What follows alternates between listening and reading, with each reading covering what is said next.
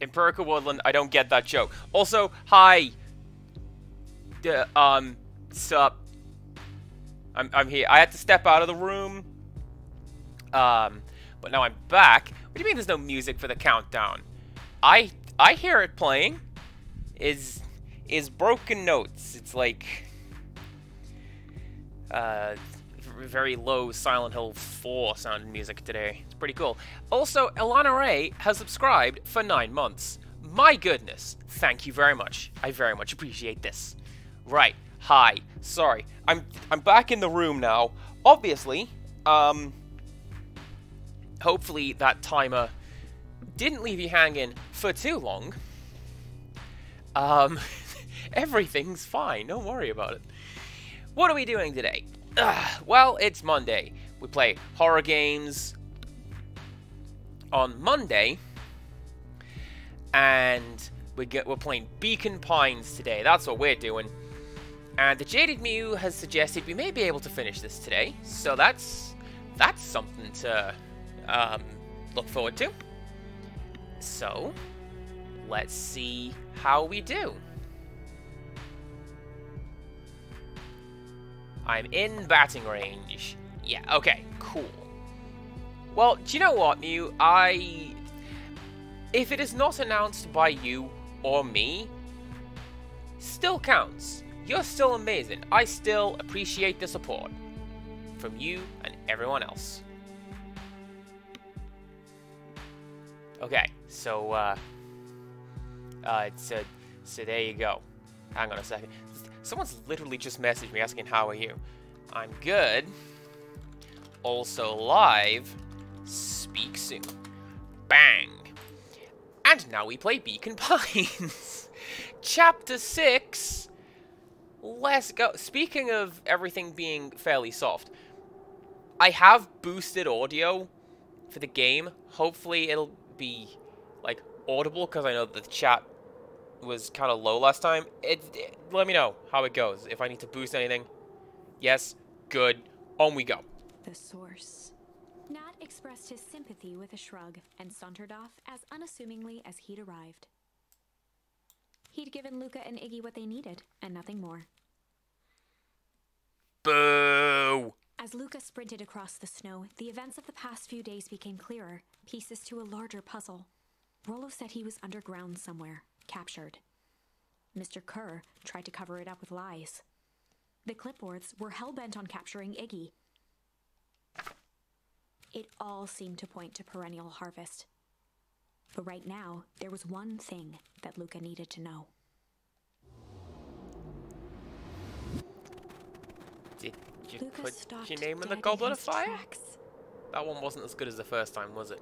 The tree was gone, uprooted and moved, leaving a raw gash in the earth. He dropped to his knees and dug wildly at the cold snow. His numb hands hit something hard, a headstone. A dry whisper escaped Luka's lips. You're here.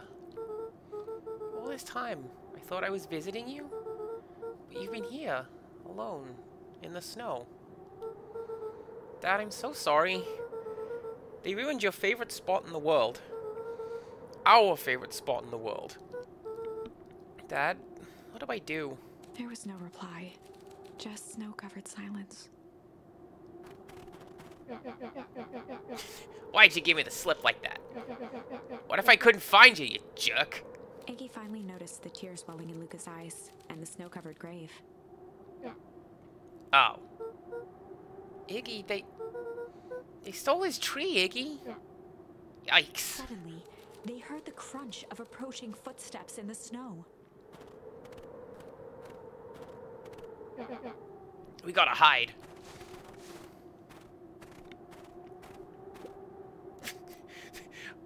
Places where Tracer can use the sit emote and contest the payload in Rialto without being noticed. Number 1, the bush next to the bridge.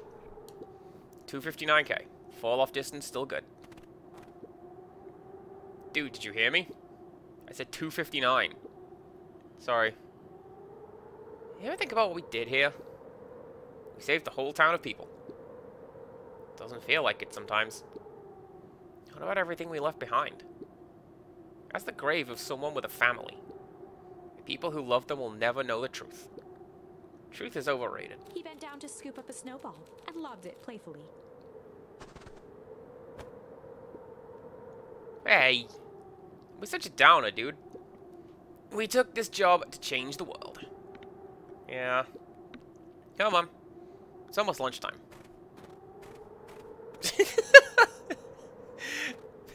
Okay, just do a little shimmy away. That's cool. Here I thought I was a jerk. These dinguses are out here literally dancing on graves. Luka stuttered through heaving sobs. I thought I was visiting him. I thought he was with me. Not gonna lie, that's a bad break. Here's some advice. Iggy gave Luka a solid smack on the back of his head. Hey! Who's any of this helping? What? Sitting here in the snow, crying like some pushover? Who are you helping? Iggy, look what they did. They lied to everyone. Blah, blah, blah. Luka Van Horn, you're a lot of things, but you ain't no pushover. What did I tell you before? When some jerk comes at you acting like a horse's ass, I should stand up for myself. Hell yeah. Kerr and his merry little band of clipboards pulled out his switcheroo for a reason, right? Nat mentioned something about a source. Luka wiped his eyes with a sleeve. Now, the source is something that we've seen before, in passing. It is, I believe, beneath the fountain in the middle of town, but this town, the frozen one. And Grandma knows what it is, because she threw something into it which made the world freeze over. But we don't know, like, physically what the source is or does. Yet. Whatever's at the source must be awfully valuable to Perennial Harvest. Sure would be a shame if something unfortunate happened to their precious source, wouldn't it? What do you have in mind? If it's small enough to steal, we snatch it. If it's too big to snatch, we smash it. And what if it's too big to smash? Iggy flashed a mischievous smile and cracked his knuckles. I'm always up for a challenge. I'm gonna make this right, Dad. I promise. Let's do this.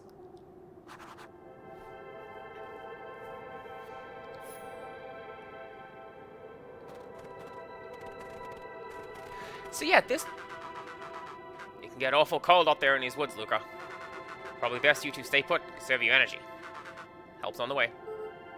Where's Rollo? Where's my mom? Did you kill her? Oh heavens, no! Do I seem like a killer to you? Iggy and Luka shared a skeptical look. Well, do I? Oh, shucks, now that hurts my feelings. Screw that guy. Still gonna listen to his advice, though.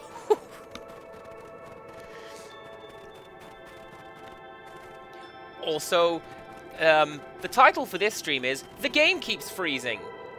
Because of the snow, do you see?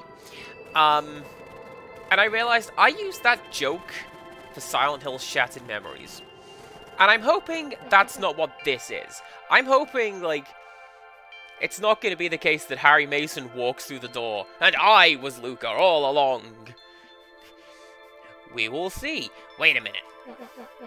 This is the original town, and that means... Iggy darted behind a large pine and began digging furiously. He emerged holding a shoebox with a crude skull painted on its lid. What's that? Long story. So, a few years back, I, came into possession of some premium grade fireworks. Not the wimpy firecracker stuff they give kids. It's good stuff. So, why'd you bury it under a tree? That's the long part of the story. You and Rollo were doing chores at Rollo's chicken coop, and you guys pissed me off for some reason or another. Luka rolled his eyes with realization. He burned down the chicken coop!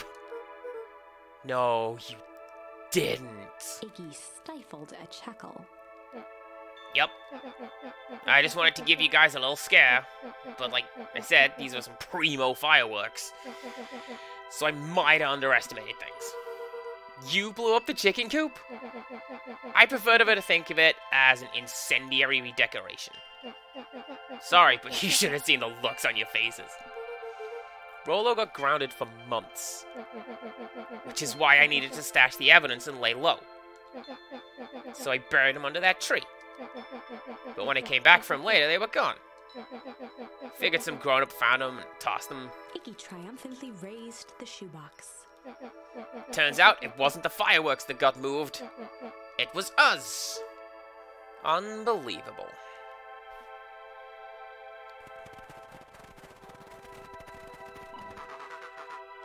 Do you think this is a game? Newsflash, boyo. Boyo! Good word. I love it. You're not a hero. You're a little brat who is in way over his head. A hero is just someone who refuses to give up. Comics these days are rotten children's brains. Everyone thinks they're a spaceman superhero. I'm always partial to Hank Atomic myself. Is that so? Do you really think you have a chance against us? You have no idea how powerful we are. Prepare for blast-off, loser.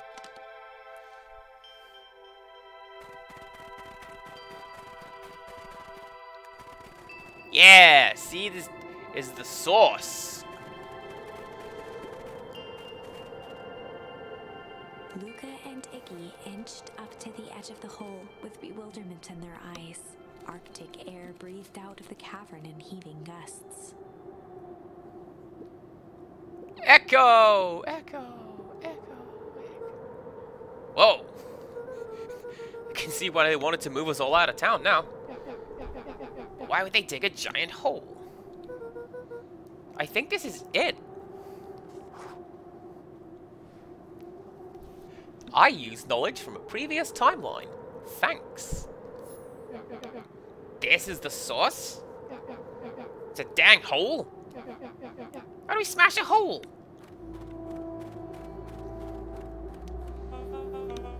Oh, it's much more than that, my annoying little friend.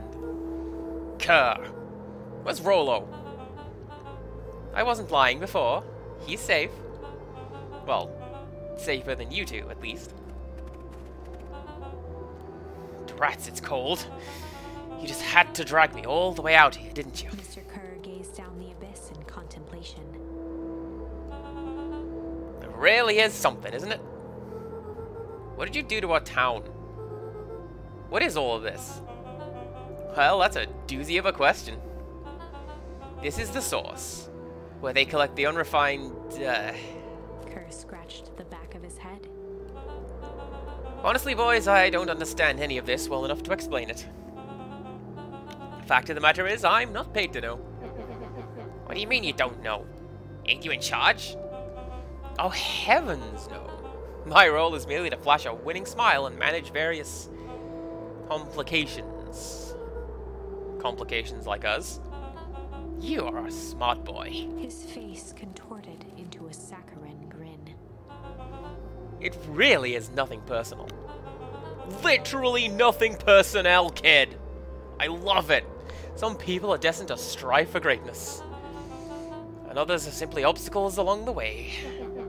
Seems like you are destined to be a creepy lackey. The point is that we all play our part in life. Mine just happened to be a lead in the role of a lifetime. And you happen to be extras, ready for your curtain call. We're not giving up without a fight. Your smile's not going to be so winning after we're done with you. Now, boys, there is no need for melodrama. It makes even a professional, such as myself, embarrassed for you. Let's change the mood a bit. Kerr snapped his fingers. Scene change.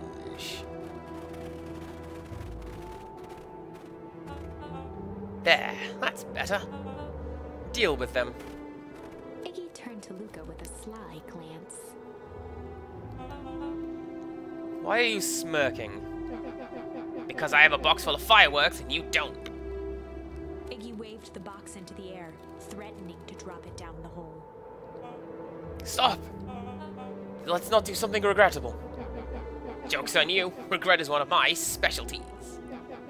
Out of curiosity, what would happen if I threw these into your precious hole? Nothing. Nothing at all. You're a terrible liar. I'll have you know, I'm an exceptional liar. That's fine. That's a good way of writing that. That's far enough. Iggy plucked a single bottle rocket from the box and held it up with reverence. Stop, you fool! Call off your goons. After a long pause, Mr. Kerr flung up his hand with frustration. Very well. You can all head back for the night. It's been a long day. I'll handle these two from here. Mr. Kerr sighed into the frigid air. Pretty interesting that the clipboards walk backwards. It's just us now, Iggy. You can put that down. What, like this? With a nonchalant flick, Iggy tossed the firework into the hole.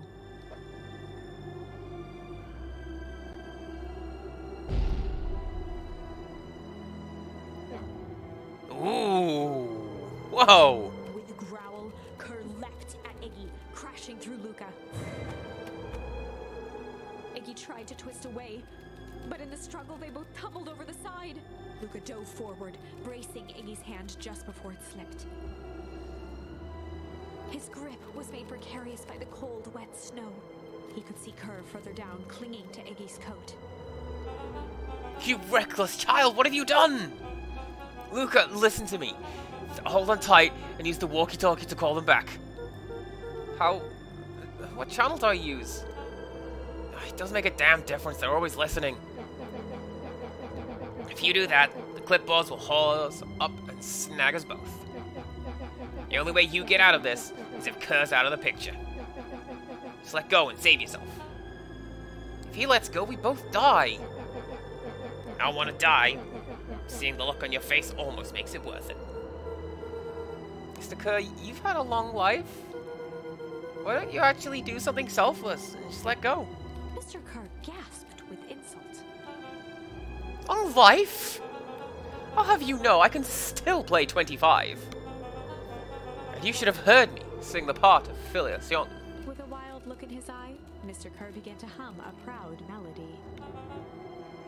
I don't know. My default humming melody is Lohengrin, so please insert. Wow, can you believe this guy? Luka's hand began to cramp. His face began to crack. Just let go. No can do. If you want to save your friend, you'll have to save me too. Luka, look at me. It's okay. Luka felt Iggy loosen his grasp. Don't go to kill your friend like that, are you? Every muscle in Luka's body burned. I'm not his friend. Yes, you are. Nah, I'm just a no-good bully. Like you, Kerr. You know. Luka felt his hand slipping. And I told you what you need to do with bullies. I can't. It's your only way out of this mess. Two birds with one stone. Makes sense for us to fall together. Wackadoos travel in packs. A calm settled over Iggy's face. Luka, let me do this. Iggy's voice was colder than the bitter air billowing from the chasm. Let me do the right thing for once.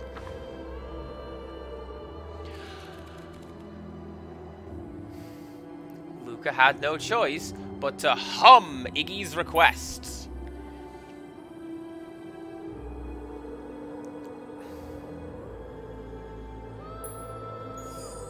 Luka had no choice but to accept Iggy's request. Feels like that's gonna be the right choice, you know? Luka watched a teardrop sail down into the howling void. As his fingers slowly gave up, he met eyes with Iggy. Good.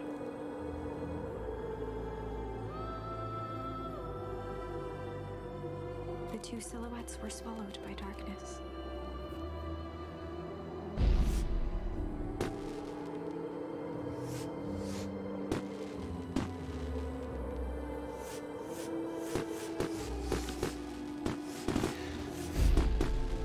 So that's kind of interesting, because I don't know what Gran threw down there that blew it up. You maniacs. And Kerr seemed pretty convinced that anything going in there would cause some sort of terrible reaction. But if it's coming, it wasn't as instantaneous as last time. Hell of a goodbye, Iggy.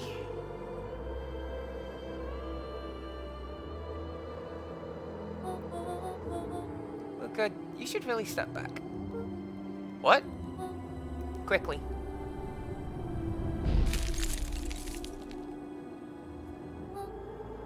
Curious. Ah, but of course. Those fireworks of Iggy's must have been just the right amount of energy. We should get out of here before perennial harvest arrives. Not until you tell me what just happened. Your friend's sacrifice just saved the town. For a little while, anyway. How? Tempus liquamine is a peculiar substance. It can change the relationship between matter and time itself. So, Tempus is time. Liquamine sounds very much like liquid. So, you know, the time flow, that sort of thing. But doing so requires unfathomable energy. In a closed system, the energy can only come from its surroundings. Useful side product of this property being, by adding precisely the correct amount of energy to it, one can create a cryogenic cascade. So the gunk makes things cold, and the fireworks make the whole freeze over. That's one way of putting it, yes. As dumb luck would have it, the fireworks weren't strong enough to create a runaway reaction. I shudder to think what would have happened in that case. We have some idea what that would look like. We do! It will take them a good while to safely break through and access the source again. If you know all this stuff, why haven't you been helping? I have been, in my way. Each one of us has our role to play. Iggy's role, it turns out, was to buy us precious time. Mine has been to observe and wait. Wait for what? You. Me? Why? What's my role? A fierce twinkle flashed in Nat's eyes. Luka Van Horn. You are going to save the world. With a chuckle, Nat turned and walked west. Dumbfounded, Luka followed behind him, trudging through the snow. Every step taking him further away from everyone and everything he knew, and closer to destiny. To be continued in Beacon Pines, Pines Harder. Revenge served cold. Second time's a charm? Are we doing Eternal Darkness 2? Sanity's whatever it was called. Wait, that's it? This ends with a crummy cliffhanger just when it was getting good? I was even starting to like Iggy. No way. I refuse to be associated with some never-ending parade of sequels. Let's go back and find something more definitive.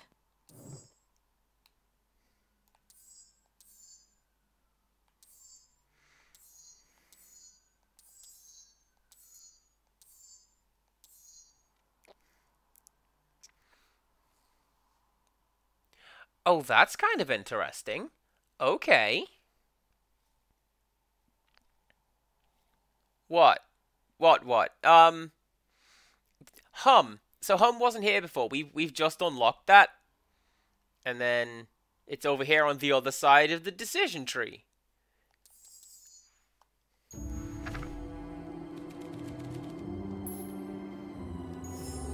Luka had no choice but to refuse Iggy's request. He tightened his grip and reached for the walkie-talkie in his pocket. A wild delight crept onto Mr. Kerr's face. That's a good lad. Now, radio for help.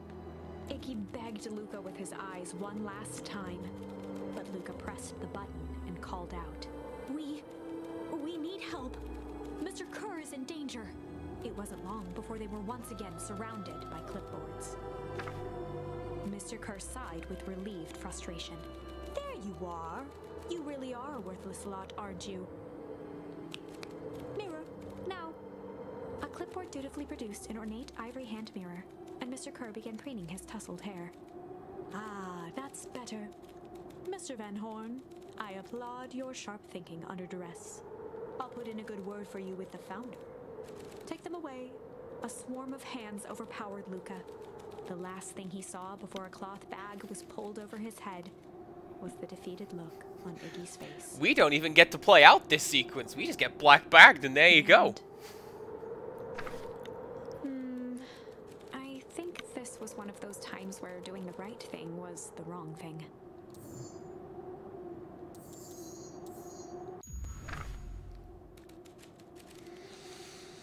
Amid a blur of emotions and memories, Luka's mind flooded with questions.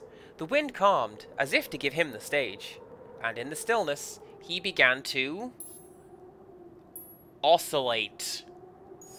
And in the stillness, he began to hum. After the death of his father, Luka had trouble sleeping. Each night, his mother would sit at the foot of his bed and hum a gentle melody. It was the only thing that could calm his mind. The only thing that, however briefly, could make it all seem okay. That melody pervaded every memory Luka had of his mother. You know what, Click? You're not wrong. I have already compared this to Silent Hill in today's stream. Shivering in the raw snow, he began to hum it out loud.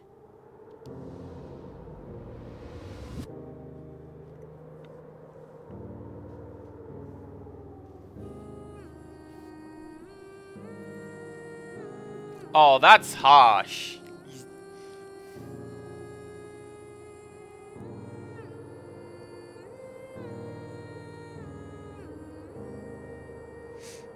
Hey man, that's the kind of thinker I am. Gran lowered the torch, listening closely. I relate things to things that I know. So, you know, like things are cool. As recognition slowly set in, her heart sank. Those countless nights of consolation, the incomparable loss they shared together. She let the torch fall to the snow and sizzle out. A few steps toward Luka was all she could bear before dropping to the snow herself. Through a flood of tears, she began to hum along. Oh! I was looking at chat. I skipped a line of dialogue. Stream over. I'm so sad.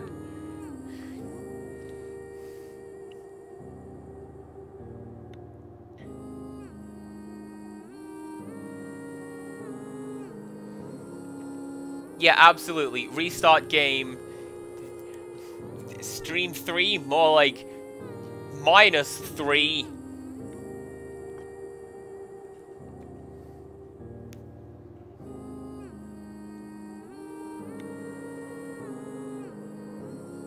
Are we... Luka lifted his head in astonishment. Okay, they were waiting on me to hit the button.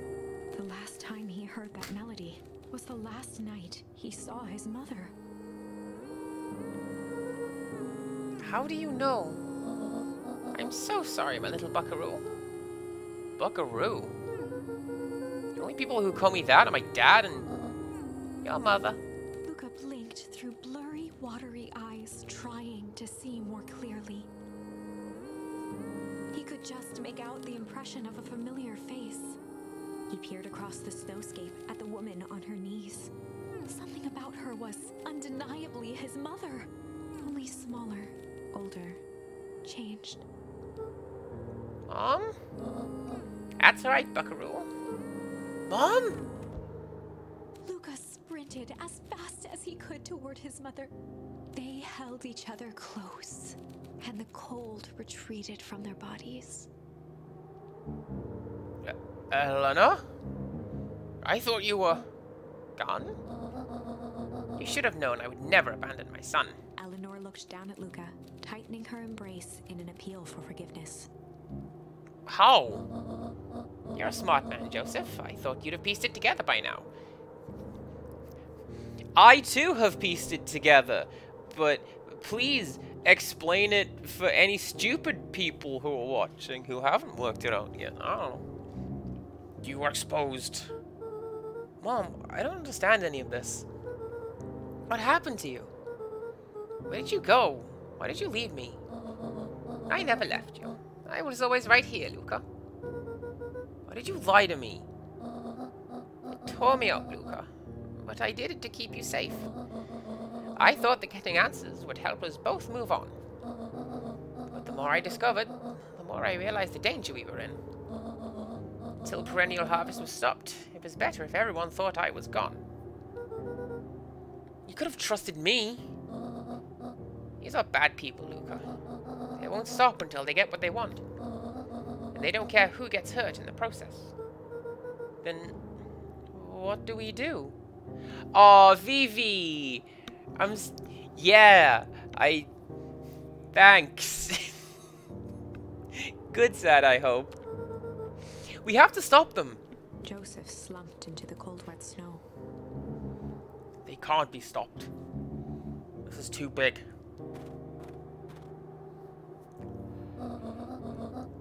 I tried beating them at their own game. I'm done fighting fire with fire. For the first time in a long time, her voice felt like her own again. No more lies. I see now there's a better way to stop perennial harvest. The cold, hard truth. Luka gazed down at Nuncreed with pity. He looked small. Joseph stared into the snow, as if searching it for answers. Come on, everyone. We've got a party to crash.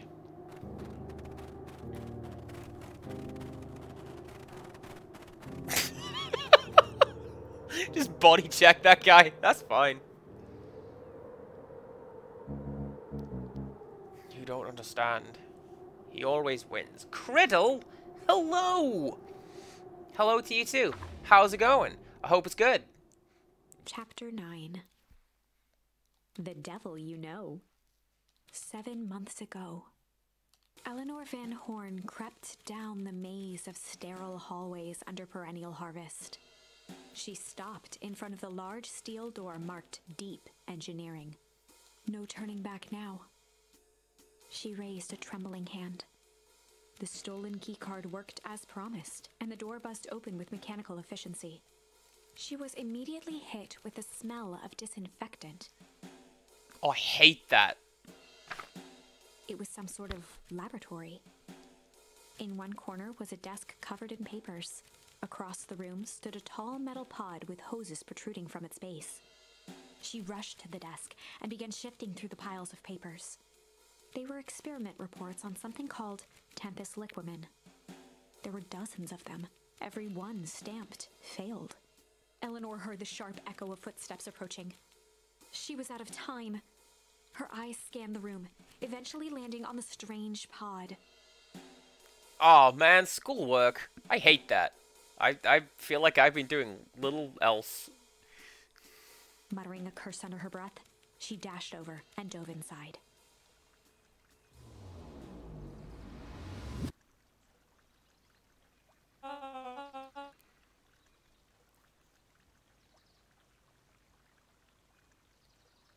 Haven't we done this? Because this is where the thing froze over, right? And that's what change is all about. Alright, this is no longer 7 months ago. Cool! Grabbing the future by the scruff of the neck and making things happen. Change is a choice. I am tickled pink that we will all be making that choice together. How great is that? That man is a liar. Excuse me? I will not. This town has a dangerous secret, and perennial harvest only exists to keep it hidden. Nonsense. They picked up the whole dang town and moved it right under our noses. You're making any sense, dear. Mr. Kerr addressed the crowd with a sarcastic tone. Imagine such a thing. It's absurd. Just plain impossible. They promised they could fix the foul harvest. They told us they would clean this place up. We just had to leave town for a few days. But while they had us evacuated... Mrs. Hartford, I'm afraid I'm going to have to ask you to... You're afraid of a lot of things, aren't you?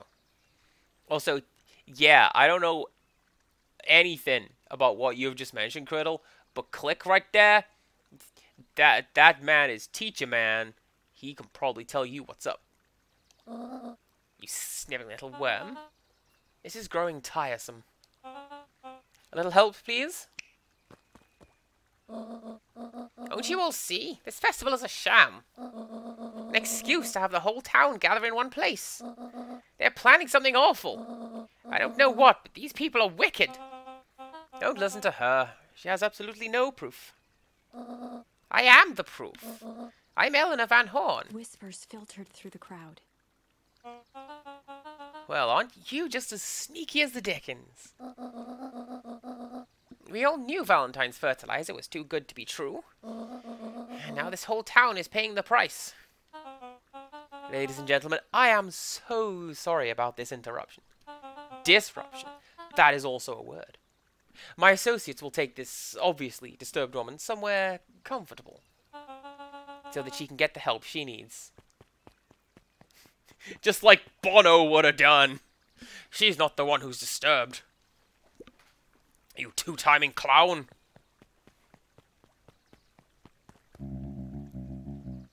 You all know there's something wrong with this town. It's just easier to look the other way. The truth is...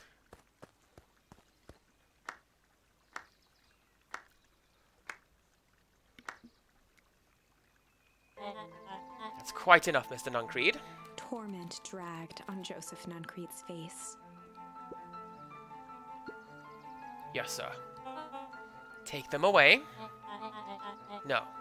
I want them to see this.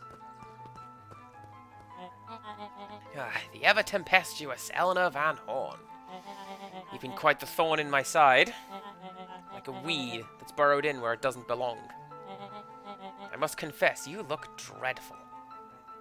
He paused for a moment, plucking a piece of fuzz from his sweater and discarding it to the ground.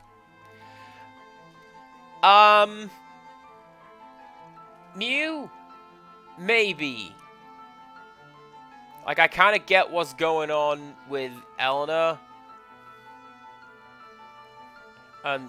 Unless...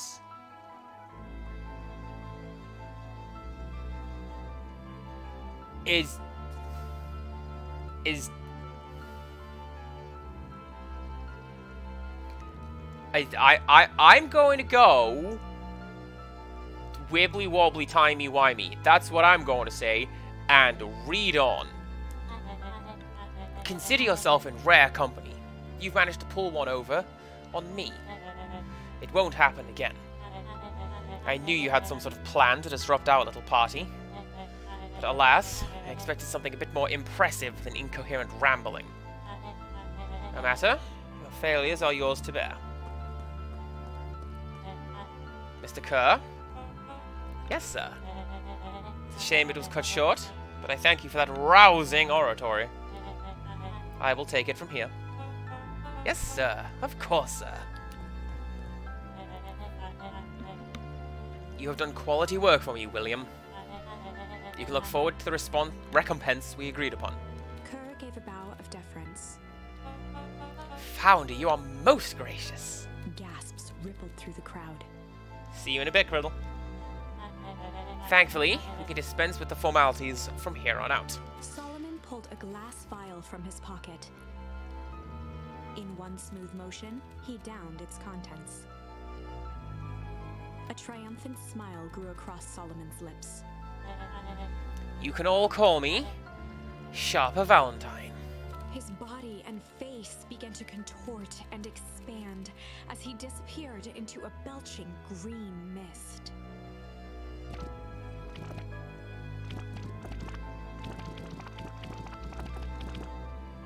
A hushed horror gripped the crowd.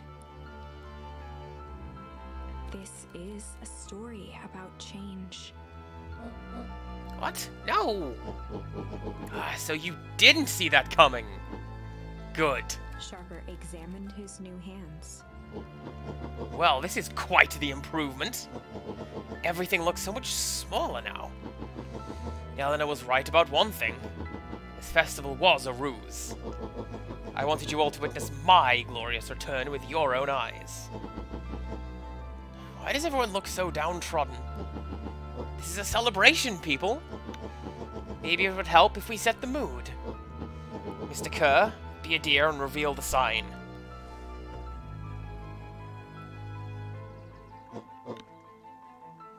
Ha! Wonderful! Sharper choked out a crude squawk of a laugh. Frustrated grumbles sprinkled through the crowd. Sharper, you malicious bastard! I don't know where that voice quite came from. I'm glad you're back, so I can tell you to your face. You destroyed this town. We ain't gonna let you get away with it again. Sorry, this is not the time for audience participation. Some assistance, Mr. Kerr. William Kerr gave a subtle nod to the clipboards. You coward! Does anyone else have something to contribute? A helpless quiet settled over the crowd.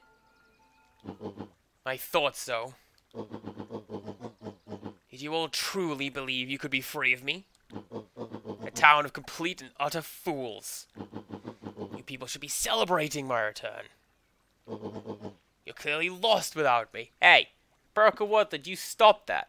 Active chat participation, thank you most very much. And that leads me nicely to my children. Nope! Not saying it! I gave you both the greatest gift a parent can give. The opportunity to prove yourselves in my absence. Squandered. To say that I am disappointed would be an understatement. Yeah, see, I've been around this internet a time or two, Jaded View. I know what you were looking for. But Silence, Augustus. An adult is speaking. I don't know which is worse. A son who is completely hopeless, or a daughter with such potential who inevitably lets me down. Eris, you fail me with admirable consistency. Thankfully, I was counting on it this time. Also, can we take a moment to appreciate that this guy's clothes aged up along with his body?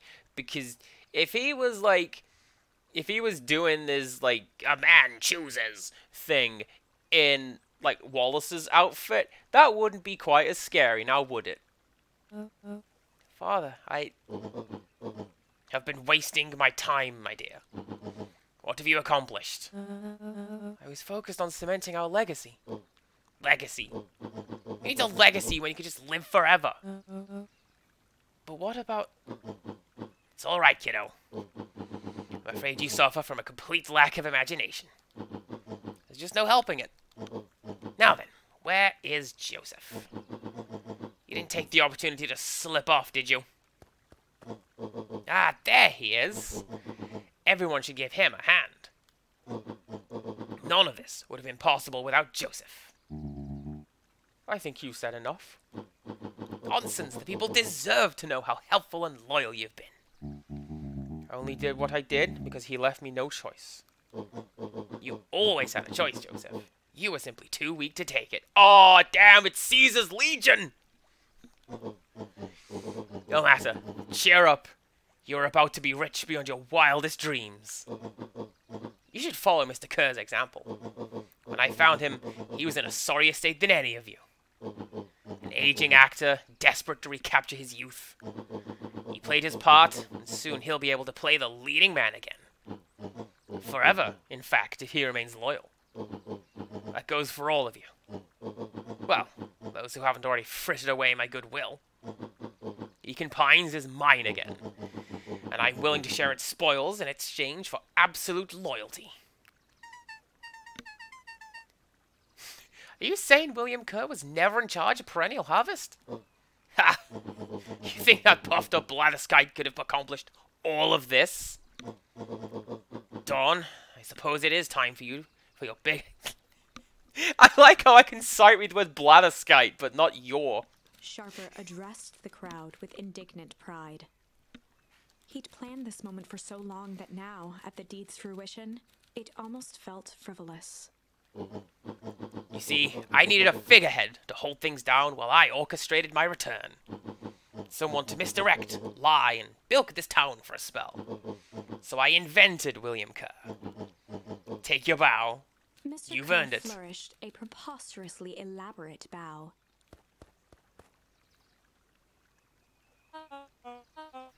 Patrick C. Montesquieu, thespian extraordinaire, at your service. Founder, I just want to thank you again for this opportunity. It truly was the role of a lifetime. Wait. So, this Bill Kerr was a Pat C the whole time? Rollo, I swear to God. Oh, that's the delicious part. Fear. Thanks to our clipboards, I know what each and every person in this town fears the most. And I will make those fears manifest for anyone who steps out of line. The choice is simple. I'm not afraid of you. The young hero. I've kept a keen eye on you, boy. You and your friends made a habit of disrupting my plans. What a pity. Things would have gone a bit differently. You might have had your moment of triumph. But that's fate for you. You can't do this. Oh, but I can. I have won. Never underestimate what a great man can do given time. And now time is my plaything.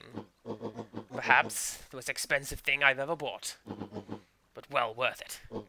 Ha! Sharper coughed up one final laugh and cracked his knuckles. Enough chit-chat. Let's get to work, shall we? And so, Sharper set about remaking the town in his own image. The fertilizer factory soon reopened for business. Sales rose steadily as more and more farmers across the countryside began to swear by its miraculous properties. Beacon Pines became famous. A secretive town that, for the right price, shared its gifts with all. Gifts that became more and more necessary in a world where winters grew longer and longer. The end. Oh man, we doomed everyone. This is wrong, but things are becoming clearer now. You can feel it, right? We can't let Sharper win. He might just be the key to this whole thing. Let's see.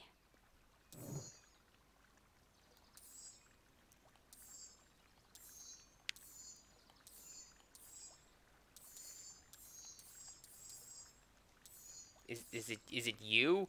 It is.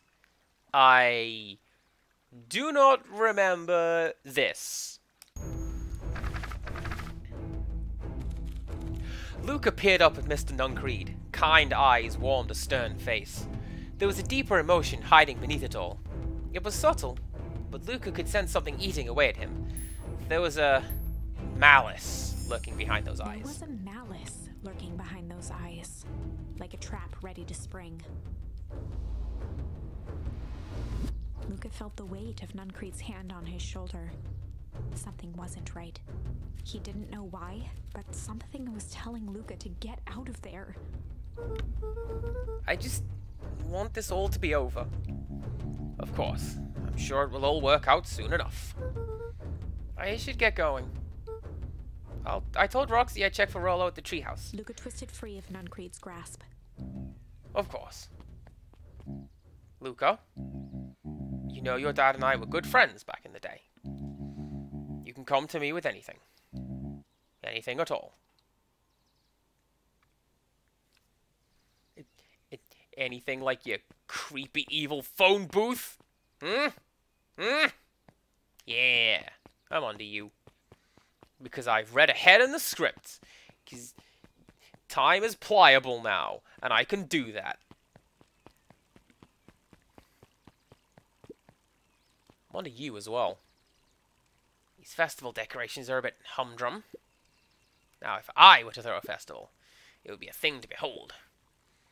I agree. It's all more than a little sad. It's worse than sad. It's boring. What if we did a little something to spice things up? I'm listening. That was the wrong word to emphasize. You know the festival sign waiting to be unveiled? It would be a shame if someone... The two scurried off, eagerly formulating a plan.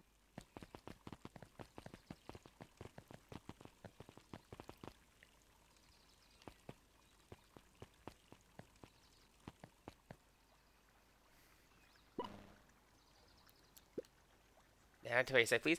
Nellie Modwell. I work here now. I'm unable to locate you on our staff roll. Oh, I don't officially start until tomorrow. Mr. Kerr said I could come in early tonight to get a few things done. Hold, please. Clearance authorized. Thank you.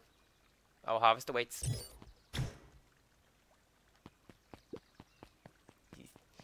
Make sure you go through that door. Some 13 ghosts nonsense if you don't. Alright. Oh, dang. I can go fishing again.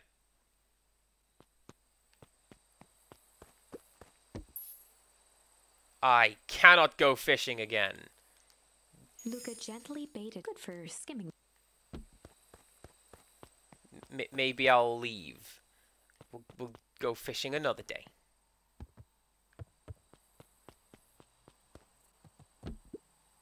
Rollo? He aired a long holler into the woods. Rollo! Rollo, wherever you are, I hope you're okay. Luka felt his eyes getting heavy and plopped into the beanbag. He conceded to its lumpy embrace.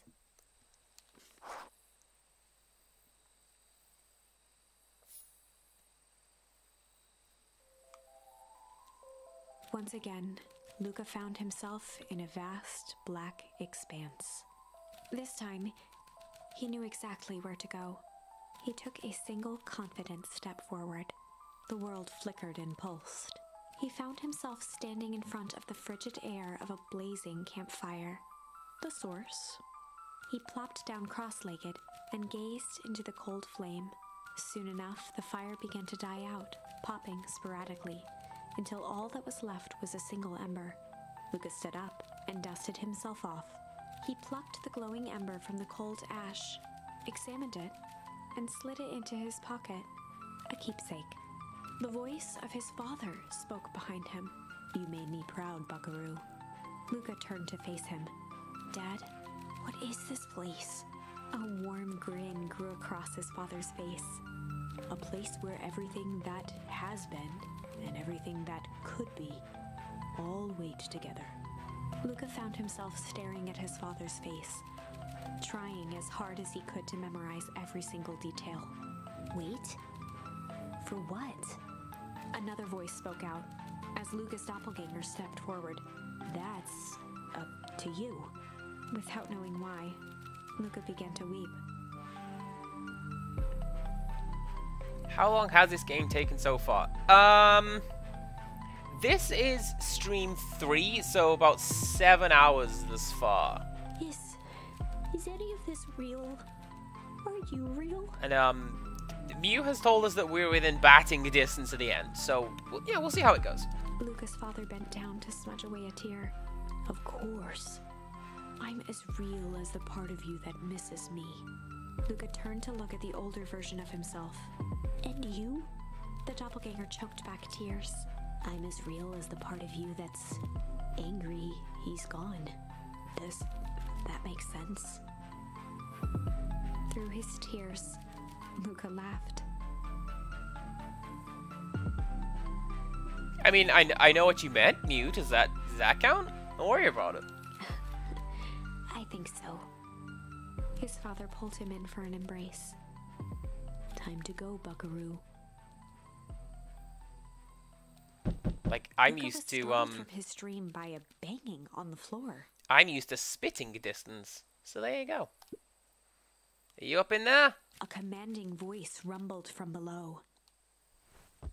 Just as Luka sprang to lock the entry hatch, the door knocked open. Chapter 5. Dangers big and small. Luka stumbled back. He heard the rope ladder creak under significant weight. Keeping his eyes fixed on the hatch, he inched backward to the balcony. As his hand grasped the door handle, Luka froze. A large figure clumsily wriggled up through the hole. Stop right there! Or I'll... Sheesh. I know it's dark and all, but I figured you'd recognize me. Who are you? The large figure cocked its head inquisitively. Stop now or I'll club you with a baseball bat. Whoa, whoa, whoa, take it easy. Luka, you need to get your eyes checked.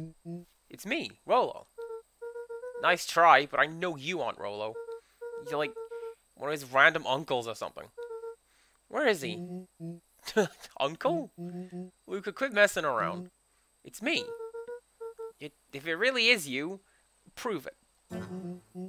Flamin' chicken coop, Luka. Luka's jaw dropped. He peered more closely at the man standing in front of him. Something about him was undeniably Rollo. Only bigger, older, changed. How? What happened to you? When I was running away, I ran into more people in those yellow suits.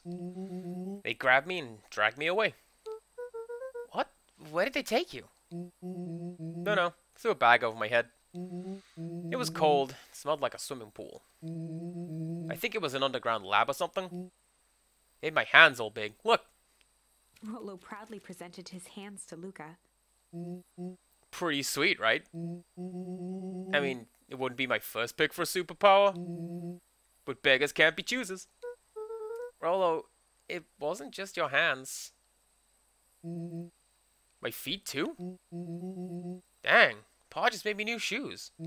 Wait, Luka, why are you so small? Luka moved to the side and pointed Rollo to his reflection in the balcony window. What the? His hands shot up to his face.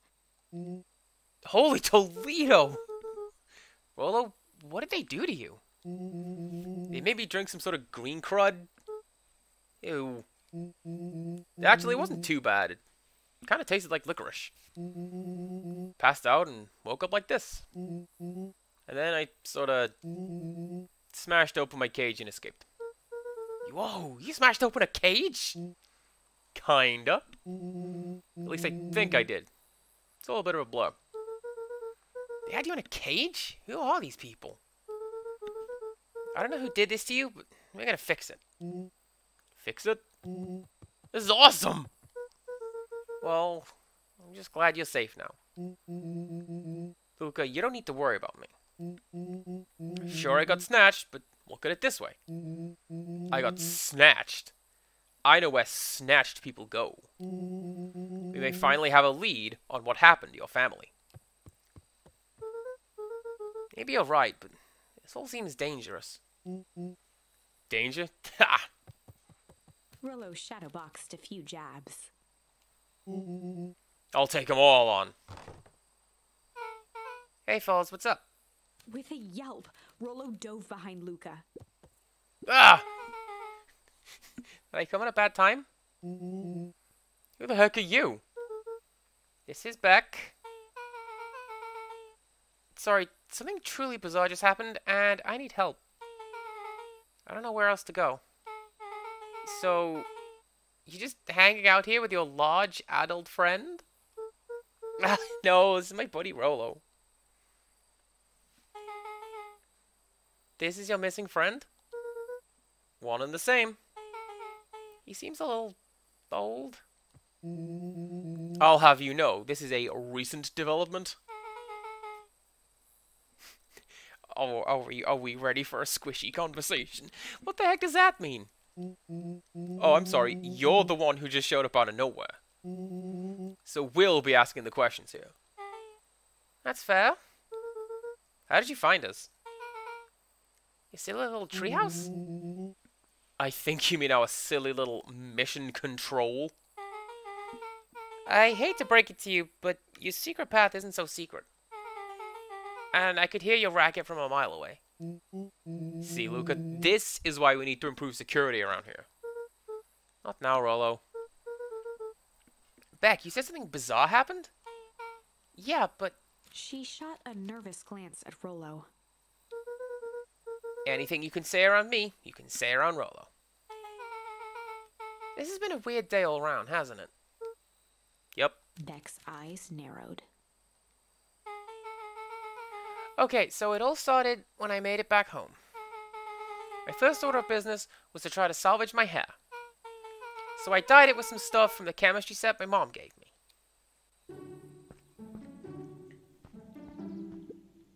Okay. Just need to play it cool. And hope no one notices. Notices what? Oh, another thing, I was just... Come over here and let me have a look.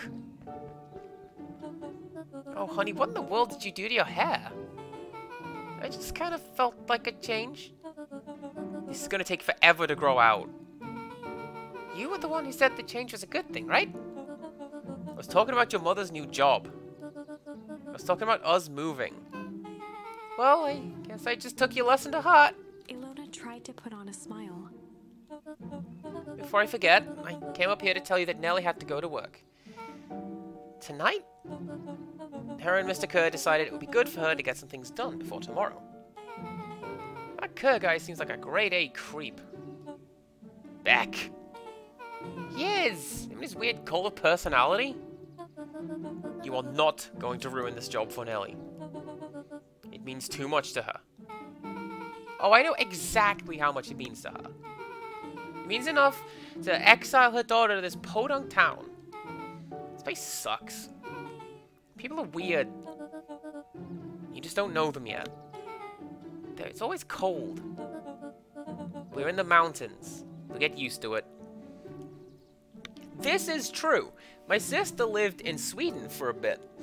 And when she came back in, like, the middle of winter, it was still, like, t-shirt and tank top weather. Like, this is painless. I can't even pick up a single decent station on the radio. It's all banjo music and farm reports. You know I grew up in a town not that different from this one. Is that why you're better at talking to plants than people? Oh! Okay. So here's what we're gonna do. First of all, you're grounded.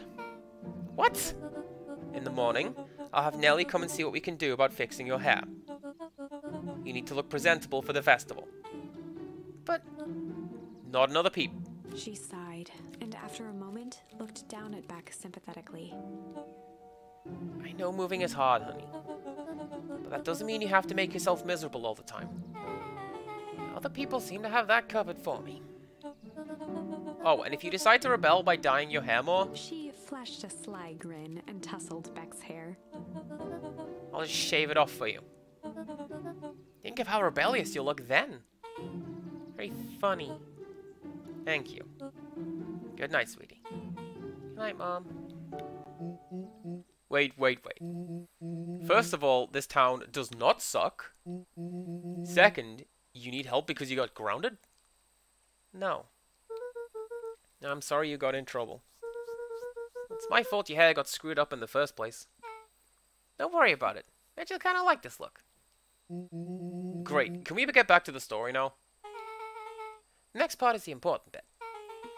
I had this radio I upgraded with my mom, and I was too angry to sleep, so I tried to dial in something worth listening to.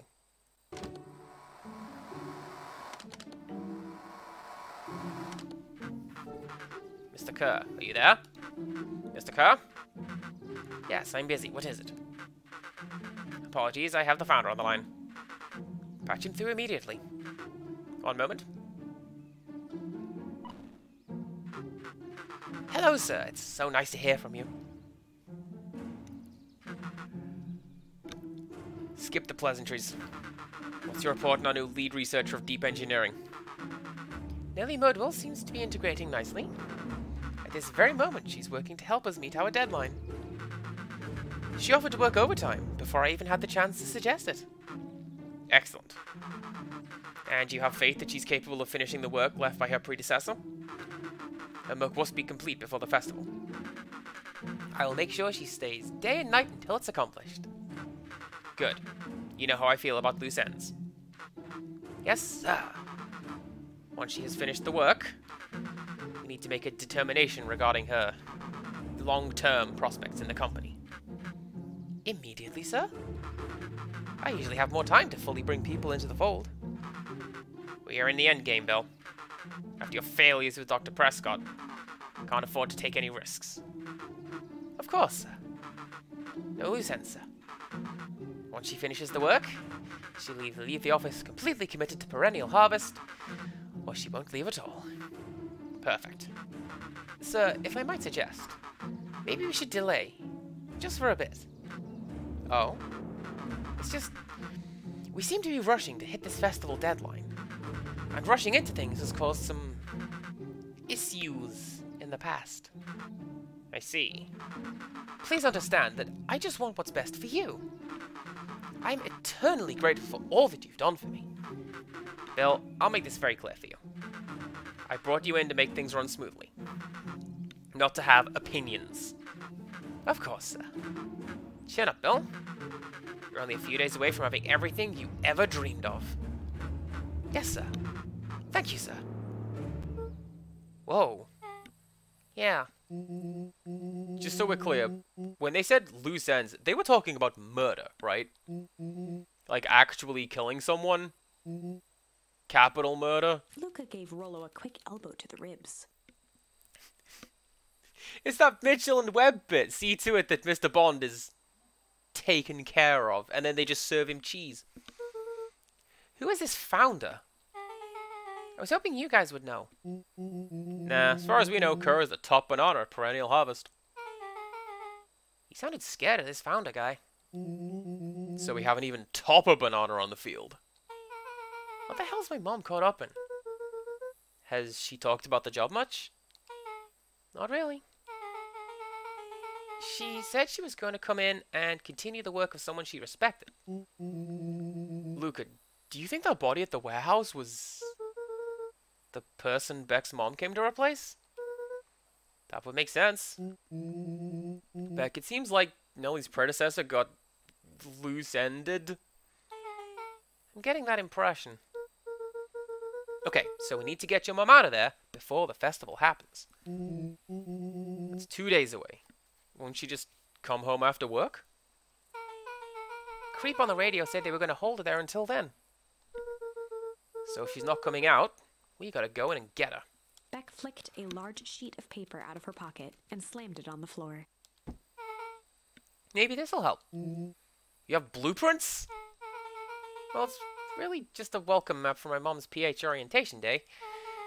But it shows the layout. Sure looks like blueprints to me.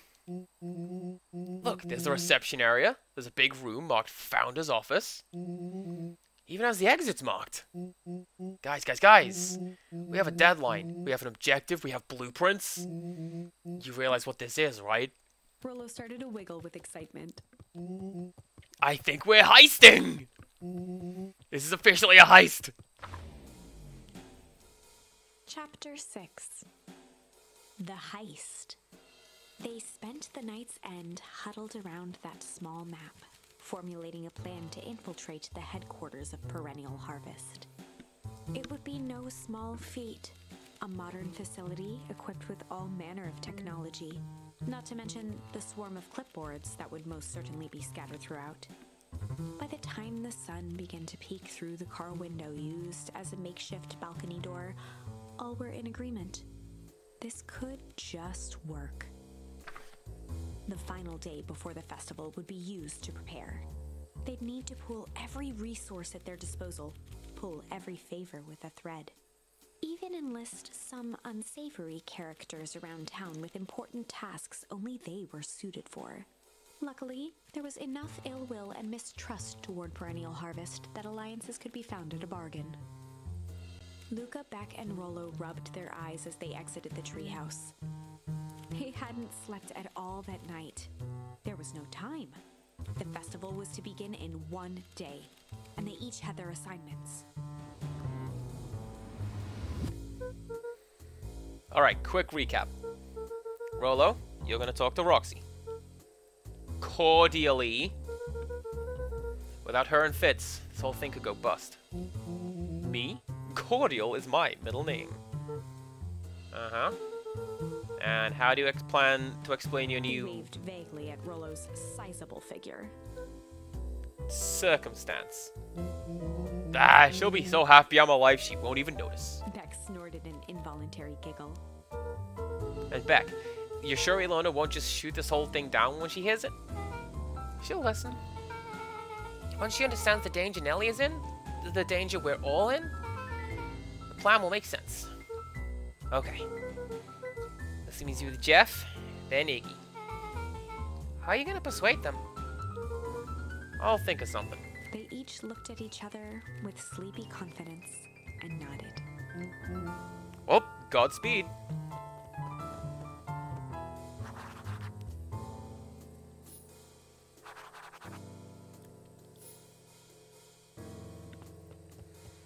I don't remember which one Jeff is. Is he? I think he's the old... This is some prime leaning on a post music. Look at how cool that guy is. Yeah.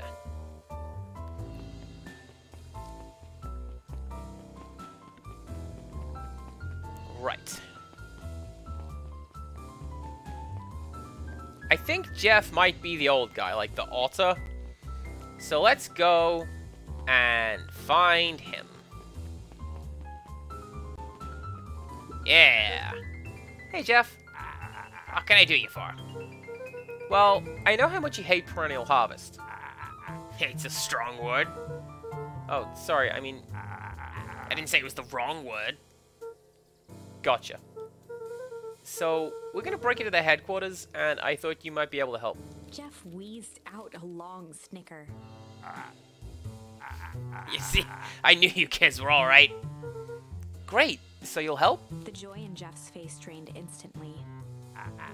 Not a chance. But, give me one good reason I should risk my hide aiding and abetting you rascals. Looking into the sullen eyes of his would-be accomplice, Luka blurted out the first word that came to mind.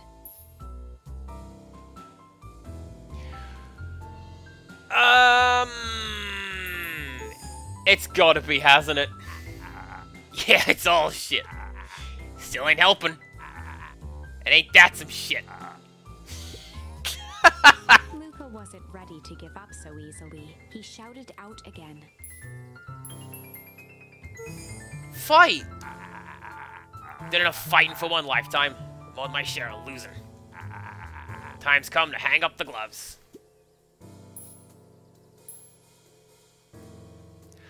I just want to say this, right?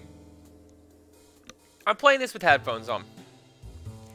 And this ride symbol is just gently caressing my left ear and like,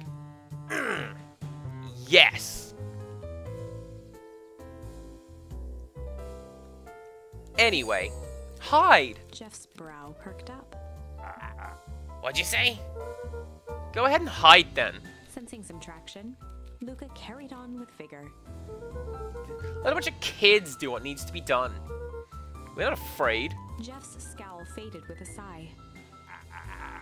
Say what you will about old Jeff, they all do. But you'll never hear him say I hear from nothing. One good stomp of the foot was all Jeff needed to drive his point home. What was it you kids needed? Some sort of disguise. I got just the thing. And while we're at it, a crate should come in handy. This ain't gonna be free, you know. Thinking 5 bags of sour gobs should cover it. Put it on my tab. Luka offered out his open hand to seal the deal. With a firm and dusty grip, Jeff reciprocated. Done.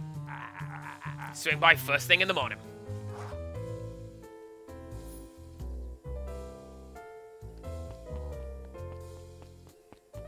Alright, now we need to go and find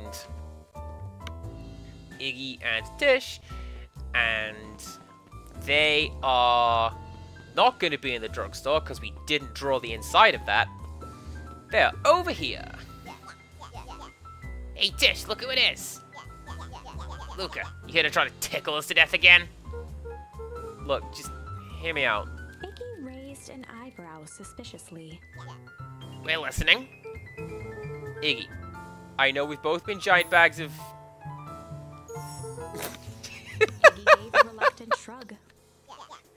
You're not wrong. But lately, life has been kind of...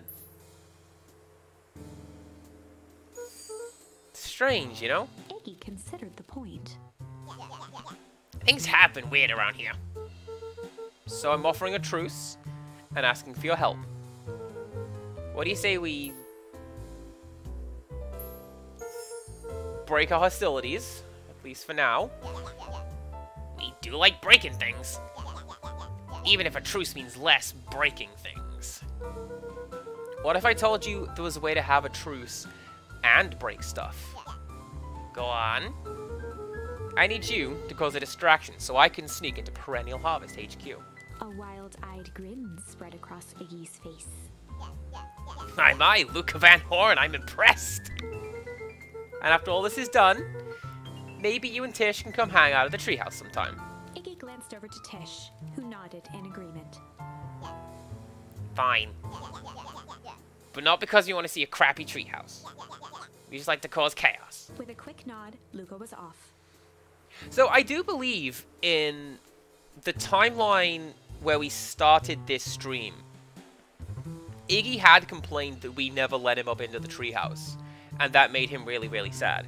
So we're actually giving him what he wants, even though we don't know that's what that is. That's pretty cool.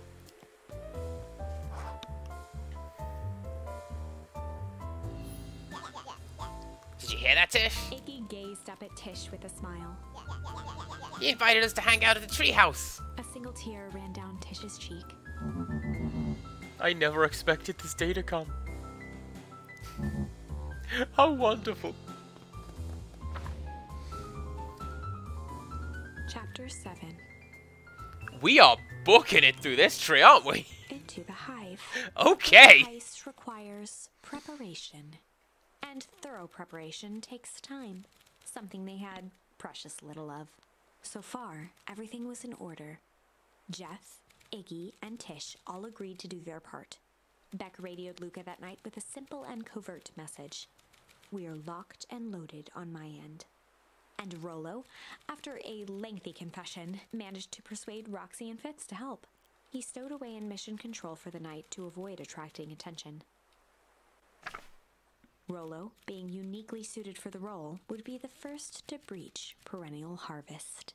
The outfit provided by Jeff wasn't perfect, but a convincing disguise is 10% wardrobe, 90% confidence.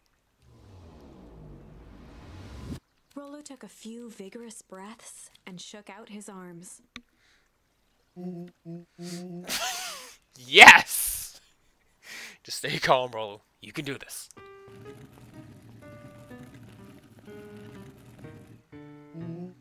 Got your delivery here. Delivery? I don't have anything in my notes about a delivery.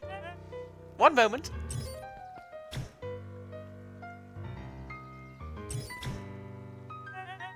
I'm so sorry, but there's no delivery scheduled for this morning. Right. He had to think quick. That's because this goes directly to the founder. He asked that it get kept secret. Rollo sighed, adjusting his tool belt. You know how the founder can be. I suppose we can leave this one off the records.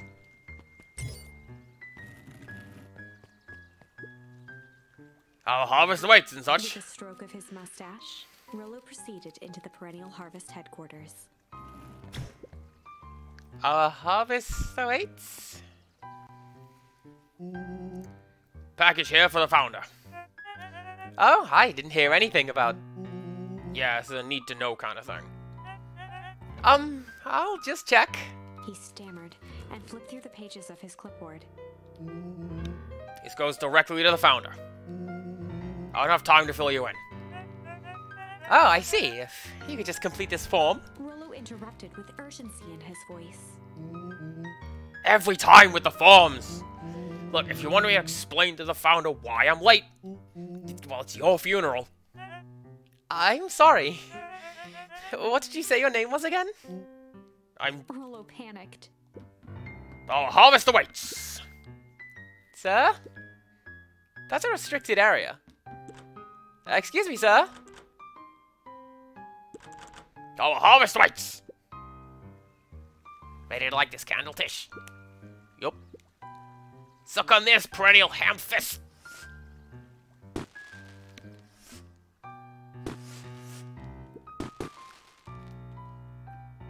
How did he get those if they're in the winter town? What was that? The distraction was enough for Rollo to regain his confidence. Just open the damn door. Got a job to do. The clipboard fumbled around in a frenzy. I should check on that noise. Oh, come on. Just buzz me in already. Okay, okay.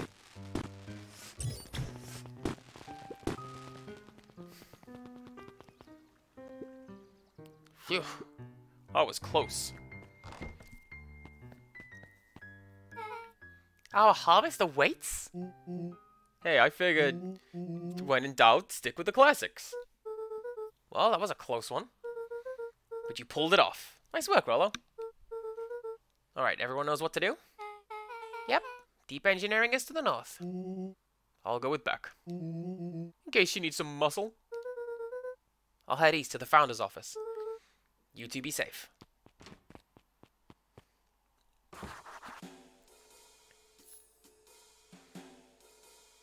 I can't say that I have a particularly good, like, range and quality of voice acting and all. Do you know what's really, really hard? Doing a voice of someone doing a voice. And I figured that Rollo was trying to sound all big and blustery and like that, right? But his voice is kind of down here, at least as I voice him. So, like, essentially I just come up with, like, Richard Nix. Are you gonna let me through this door? I've got to see the founder. Like that. I am so lost. Solomon? Solomon stopped in his tracks. Luka? What are you doing here? It's a long story. You okay? A veneer of confusion flashed across Solomon's face. His words rushed out dramatically. No, I am most certainly not okay. Some strange people grabbed me and... Were they in hazmat suits? Yes! How did you know? They brought me here and locked me up. When they were distracted, I ran. Dang. Okay, you should stick with me. We've got a plan. Solomon's facade briefly faltered. We? Yeah, Rollo and Becca headed to deepen engineering. Thank heavens you found me. We've got to get out of here. We can't leave just yet. But they'll catch us again. I gotta do something first. When you were running, did you happen to see a door marked Founder? Founder? Why are you looking for him? I'm not. I just needed to get into the office. Now that you mention it, I do think I saw a door that said Founder. It was just down this way. Luka happened to notice a plaque above the door. Next to the one labeled Egress. Office of the Founder. Knocking comes with consequence. Oh, here it is. So it is. Pretty lucky that I ran into you, else I might have missed it. Truly fortunate. Luka tried the handle. Locked. Solomon leaned forward to examine the mechanism. Regrettably, it seems to be some sort of electric lock. I don't see how we could possibly defeat a lock like that. Luka smiled and looked at his watch. Let's just wait a minute.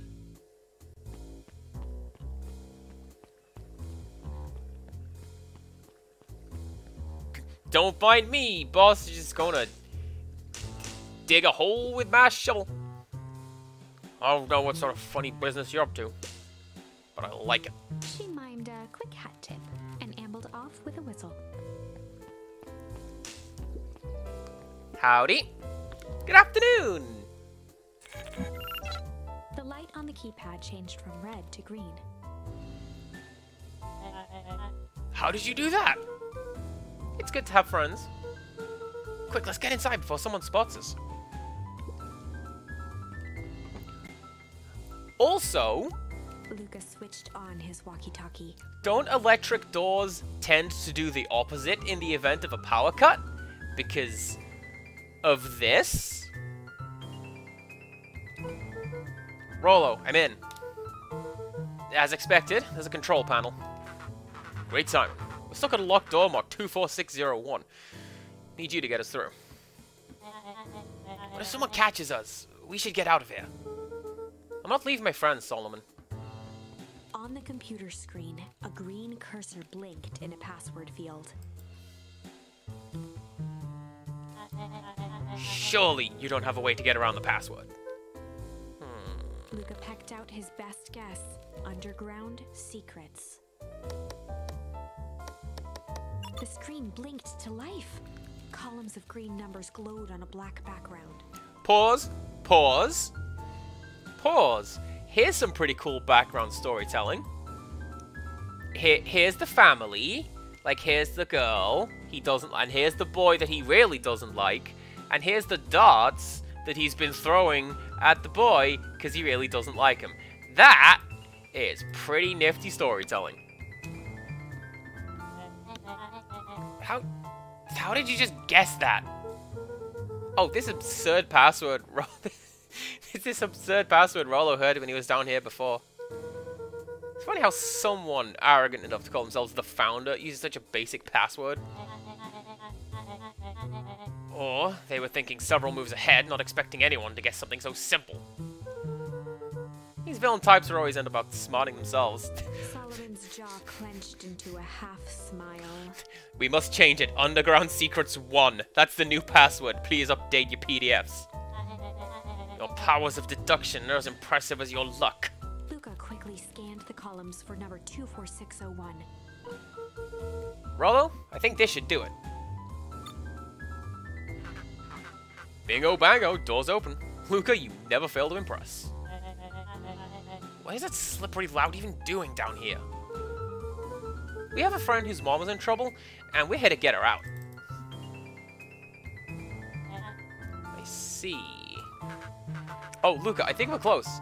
Next door's marked 13806. Once again, Luka scrutinized the numbers on the screen. In that moment of distraction, Solomon reached forward and pressed a large red button. Maybe this one opens the lock. Crap, we've got company. Luka, let's go faster. One sec, I can't think with all this noise. He quickly skimmed the screen with his finger. Here it is, 13806. Go, go, go! Curse these fumbling hands. My apologies, Luka. Don't beat yourself up. I know you were just trying to help. We don't. We know just the opposite.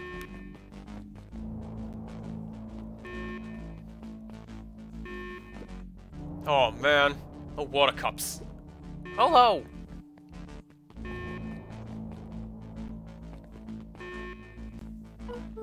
Rollo, you okay? Rollo, come in! Mr. Kerr approached with a sneer and spoke into his walkie-talkie. You can turn off the alarms. They're trapped. With self-satisfaction, he called into the hallway. That, my dears, is a dead end. Nowhere to run. Rollo, where are you? Are you okay? Yeah, I think we lost him. Making our way back to Nellie's office. Okay, you two rabble-rousers are coming with us. Nope. Yeah, kick him in the shins! The answer to most problems. Just kick a dude in the shins and run away. Or just stand there after them. What purpose does that always serve? Okay, I think that worked. Roxy and Fitz have them on a wild goose chase. I am having trouble following what just happened. Like I said, good to have friends. Rollo, how long do you think Roxy can distract them? How long can Roxy keep someone so pissed off they can't see straight? Let's just say we got time. Entering Nellie's office now. Mom! Oh, honey, what did you do to your hair? I thought you'd be happy. I finally used the young chemist lab kit. You sure have a knack for making me incredibly proud in the most frustrating ways. We need to get you out of here. Who is your adult friend? Oh, I'm not an adult. Ever heard of a growth spurt? I had more of a growth spew. No, that's not possible. Nellie leaned over to examine his teeth. Substantial binding on the enamel of the molars, consistent with Tempus liquamine exposure. Is that what you call the gunk they forced me to drink? You drank it? Oh, no. They told me it was only being tested on plants. Oh, Beck, sweetie, I promise I didn't know. He's a plant. Planted. How's that? Mom, what the hell is going on at this place? I was brought here to work on the discovery of a lifetime. A novel chemical compound was discovered under Beacon Pines in a wellspring they called the Source. They named it Tempus liquamine. It pulls energy from its surroundings in order to fundamentally alter matter's relationship to time. It was a secret to Valentine's fertilizer. They harvested the source, infusing small amounts of Tempus liquamine into the products. It worked wonders, drastically accelerating plant growth. Crops would be ready to harvest in a fraction of the time. But it led to complications. The foul harvest. Perennial harvest came to clean up the mess, to succeed where Valentine failed. But Tempus liquamine is rebellious. Rebellious? You can think of it as a manifestation of change itself. It's volatile by its very nature. So, the more you try to force it to do a specific thing, the more it resists, yes. I can relate to that. Is this the time, Beck? Come on. My role was to finish the work of my predecessor, Dr. Prescott. Harnessing Tempus liquamine to reliably manipulate an organism's age. Just imagine how many people we could feed. Mr. Kerr was very insistent that we achieve a successful result before today's festival. But you didn't, right? Nellie sighed. You know how much I love a good puzzle. Poured myself into the problem. Wasn't long until I discovered oddities in Dr. Prescott's notes. Oddities? It contained obvious errors. Mistakes that someone of his reputation would never make. So I fixed them, and now I get to replace my entire wardrobe. I really am truly sorry. Yeah, those clothes are all hand-me-downs anyway. Sounds like Dr. Prescott figured it out, got cold feet, and essentially sabotaged his own work. I had considered that possibility. I've sent a letter asking him to clarify his thinking. Mom, Dr. Prescott is dead. Kerr had him killed. What? I overheard them talking about it on the radio. So I've got to get you out of here. I just... like now. Wait, the vial! I finally solved the chemical equation, allowing direct control of aging. Mr. Kerr picked it up just before you came. All the more reason we gotta hightail it. Lucas, we got Dr. Modwell heading your way now. Roger that. Be careful. Alright, everything's on track. And just what is your plan for escape? We'll go over everything when they get there. I'm going blind with words. In the meantime, maybe we can dig up some more info.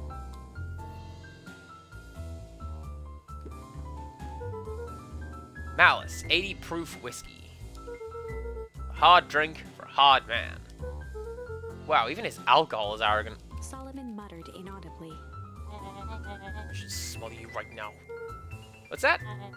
I said I shouldn't bother you right now. Don't be silly. You're not bother at all. Let's see what else this bad boy has on it. Security system. Time card logs. Tetris! You know, for being so evil, this guy is sure boring. Solomon once again muttered under his breath. You wait. Oh, nothing. Luka tugged on each of the cabinets. Dang, this must be the good stuff. They're all locked. Perhaps you're not as careless as you suspected. Oh, that's also neat attention to detail. Let's see if the game addresses that. It doesn't. But why does the boss's desk have books on it? Because he needs a booster seat. Looks like the founder was helping Kerr plan the festival. Why would such a creative leader be obsessed with a party? Secretive leader be obsessed with a party? Only time will tell. Luka held his hand up to the ashtray. Still warm. He must have been here recently.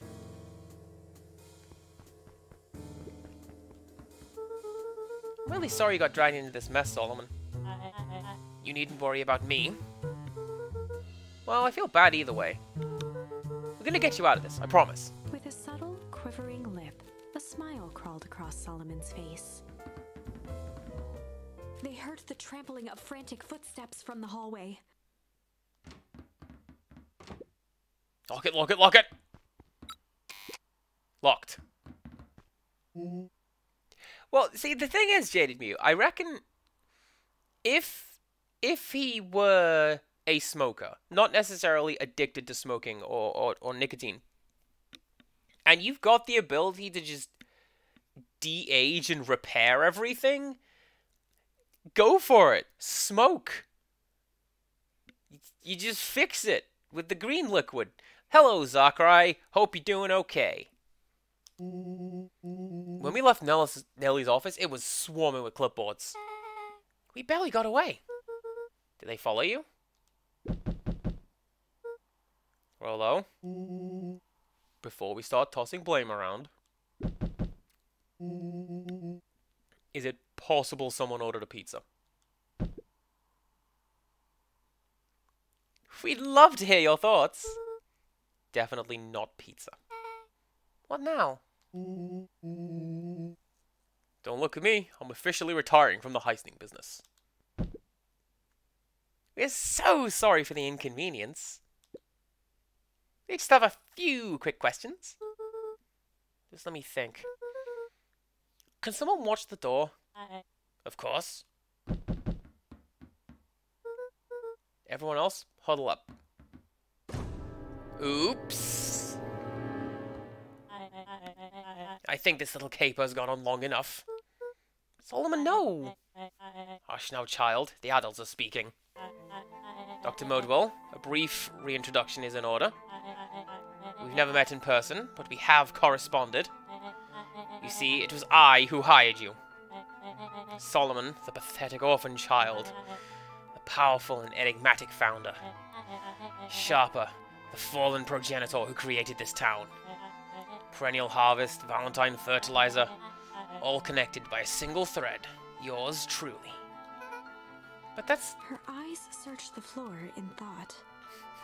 That's not true! It's impossible! Solomon watched eagerly, waiting for the flicker of epiphany. With a sickened look, she peered into his soul. Ah, yes, now you've got it! Campus Liquid, you discovered how to reverse the process? Solomon clapped with genuine delight. Very good, Dr. Modwell, very good.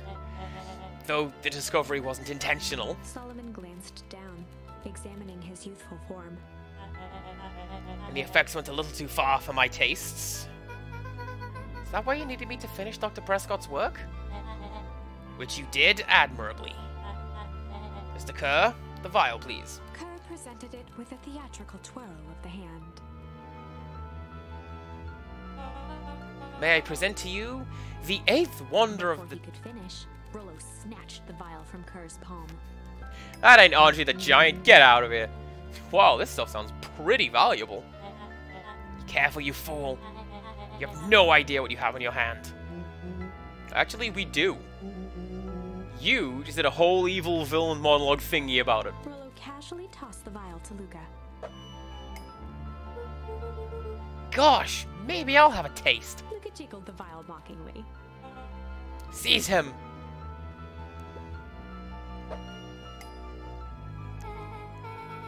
Move another inch and I smash it. She held it tightly behind her back. Solomon sighed, speaking in crisp, measured syllables. You have no plan. I'll smash it, I swear! Fine. Risk killing us all. Or, if you're lucky, nothing happens. Then what? We capture you and grant you much less leniency. He pursed his lips with feigned sincerity. But I give you my word, if you hand it over now, none of you will be harmed. A deep uncertainty washed over Beck. You're a smart girl, Beck. But there's no shame in being outwitted by someone smarter than you. We both know there is only one way this ends. She looked to Nellie shakily. With a dispirited nod, Nellie sighed in defeat. Beck slowly approached Solomon. Glass him! Glass him! Beck, don't do it! We can't trust that jerk. Sorry, he's right. With apprehension, Beck conceded. Solomon pocketed the vial and brushed off his shoulder with a sharp flick. Mr. Kerr, you have allowed yourself to be humiliated by a group of children. Report to my office tomorrow for a performance review. The blood drained from Kerr's face. Of course, sir. But first, you have a speech to make. Trot out there and give me the introduction I deserve. And don't forget to smile. Yes, sir! And to think, all of this is thanks to the efforts of Mr. Van Horn. Don't understand. How is all this because of me? I said Mr. Van Horn, silly child. Dr. Walt Van Horn. Your father was always a thorn in my side. I offered him an opportunity to be part of something great. But the fool was blinded by righteousness. Hey, theater kids are some of the best people. Alright, Zachary, I was not a theater kid. I'm not very good with the physicality of the things. I was in like that one play I talked about, and I don't think I was very good. He even broke into my laboratory in an attempt to sabotage my work. Solomon shook his head with gratification. But the universe has a funny way of correcting course. By meddling with a force he didn't understand, Walt showed me its true potential. As fate would have it, Luka, your father's dying act was to grant me eternal life. A muffled applause resonated faintly through the walls. Well, that's my cue. After the festivities, my subsequent ascension, I will return to deal with you all. Until then, I suggest you use this time to reflect on the magnitude of your failure. You three keep post outside the door.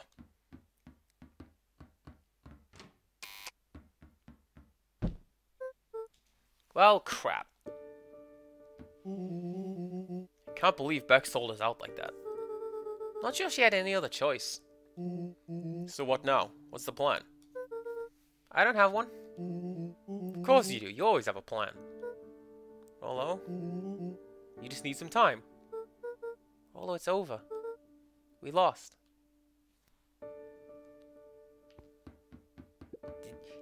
Nellie was staring at the floor, deep in thought. Did we, though? We've got time travel on our side. We can do that. Although we didn't get any words. So... I don't know. Maybe? Sorry, Luka. Give me a minute to calm my mind.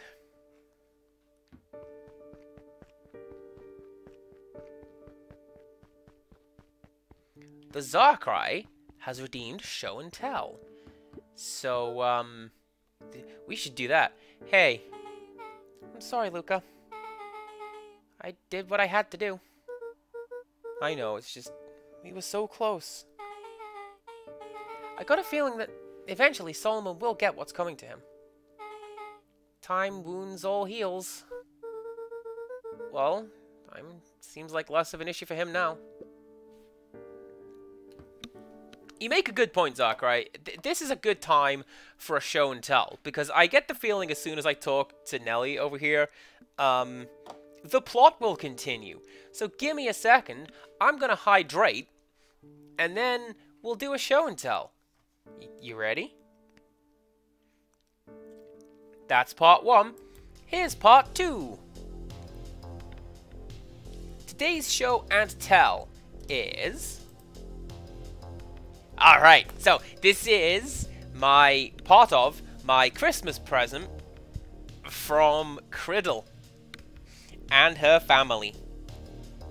And this is a little folder full of printouts of family recipes that belong to the Criddle family. And the thing that I like the most about this part of it is this is all from their family, so it's not necessarily stuff you're just gonna get out of a book. But every recipe in there has a little note underneath it that says, this note came from the Luka Van Horn, this one guy that I met. And then there's normally like a sentence underneath that that's like, and it's not Christmas until Debbie has her oatcakes, or whatever the recipe is. And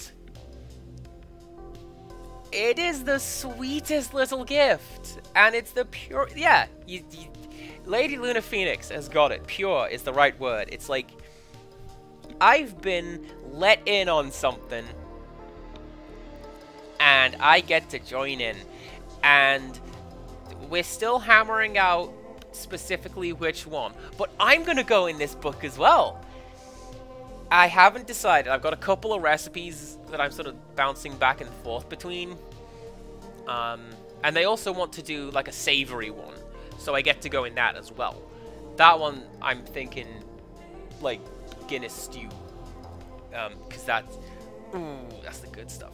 But yeah, this is part of my Christmas and birthday present of Criddle. And the other part of it was a complete set of American measuring cups.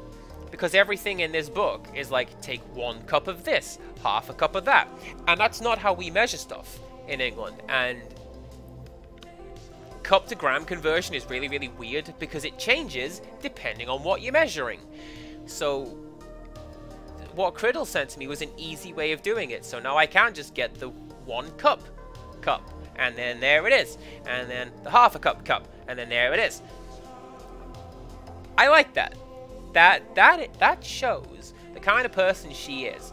That she would think to bring me in on this like little family tradition, which means a lot to me, and B, that she would make that process even easier. I think that's wonderful. And now I'm going to go. Yeah, also sensible country. We did kind of vote for Brexit. Let's be honest. Let's go back to the game. Am I going to come up with like a good follow-up line to that? No, I'm not. Just cut the video there. And let's talk. Let's talk to the doctor. Luka, there is something you should know. After Mr. Kerr locked me in that office, I had nothing but time and curiosity. I poked around a bit, hoping to find a means of escape, but I found something else. A note hidden in a false drawer. I voted Remain. Since we're standing up and being counted, I was like, let's do none of that. Imminent doom or everything's fine. Which do I choose? What sort of note? Dr. Prescott must have sensed his time at perennial harvest was growing short. So he left behind a letter with the hope it would be found by his successor. It was a confession of sorts. He left it for me, but its contents... Luka, I think they were meant for you. Why? What did it say? It was about an incident with your mother. Dr. Prescott found her in his lab with a stolen keycard. There was an accident. She had been exposed to extreme amounts of Tempest liquamin. The color dropped from Luka's face. She survived. Dr. Prescott decided to help her recover. He no longer trusted Perennial Harvest, so he kept her whereabouts a secret. Over time, your mother led him to reconsider the purpose of scientific discovery. Science is often at the vanguard of change, but that doesn't mean it's always right. He realized that no one should have control over something as powerful as time itself. I now believe that's why he began to intentionally sabotage his own work. And it cost him his life. That's a reasonable conclusion. Luka was overwhelmed with emotion. But if she's alive, where has she been? Where is she now? A sudden explosion sounded from the hull. Chapter 8. Comeuppance. Ears still ringing, Gran picked herself up off the ground. Through the dust and smoke, she looked over to see Mrs. Fratelli helping Hiram Tolliver to his feet. Honestly, being hungry, I make rash decisions when I'm hungry. It's fine. She'd had to beg, borrow, and steal to acquire those explosives. How many nights had she spent visualizing how she'd use them to make things right? And now, her one shot at destroying the source, that damned hole that swallowed so much of her life, was gone. Traded for this jagged hole in a wall and a foolhardy shot at rescuing Rollo. With Fratelli and Tolliver at her side, she stepped through. It was a strange feeling. The last time she'd stalked this maze of hallways, it was in a different body. They quickly rounded a corner to find a group of clipboards guarding a door. Something worth guarding is probably something worth seeing. She leapt forward, brandishing her cane. If her last chance at vengeance for things lost was truly gone, she would just have to fight to keep what she still had. Pretty good fake out.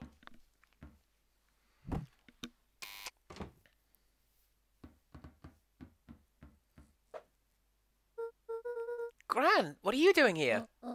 Luka, what are you doing here? We're here to save Nellie. We're here to save Rollo. Hey, Mrs. Lucas, Gran. That's awful nice of you. But I'm fine. Oh, no, what did they... Gran, there's no time to explain. We have to go now. Come on, everyone. We've got a party to crash. They made their way out from deep within Perennial Harvest, just as Solomon finished up his speech. Thankfully, we can dispense with the formalities from here on out. Solomon pulled a glass vial from his pocket. We gotta stop him. In one smooth motion, he downed its contents. A triumphant smile grew across Solomon's lips. Oh, okay. So, first of all, I believe I was wrong with my initial entire game is stuck in a loop thing. Let's keep on rolling. Appropriately, we don't know what time it is. Well, I guess that's it. We lost. I wouldn't be so sure about that. With a mischievous look, Beck elbowed Luka. Remember when I had the vial behind my back? I tweaked his wonder potion with a little...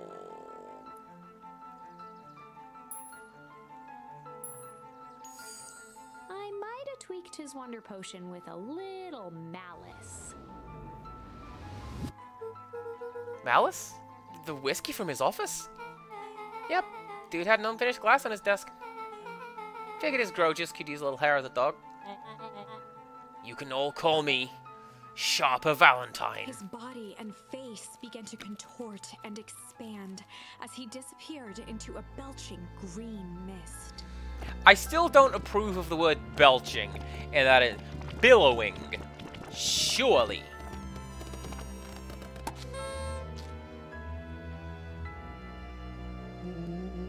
No, that's what I call 80% poof whiskey. Damn, dude. The crowd gazed in stunned silence at the now empty stage. The quiet was broken when William Kerr sprinted off stage and into the distance. He was never seen around Beacon Pines, or anywhere else for that matter, again. Watching the silhouette of Kerr disappear over the horizon, Luka began to laugh. First, a low chuckle that became uncontrolled, heaving laughter. Through his tears, he was vaguely aware that the crowd had begun to laugh with him. The end. That was unexpected. Perhaps a bit of an absurd ending for my taste, but who am I to say? I'd take that as an ending. I'm only writing the damn thing. Okay, so...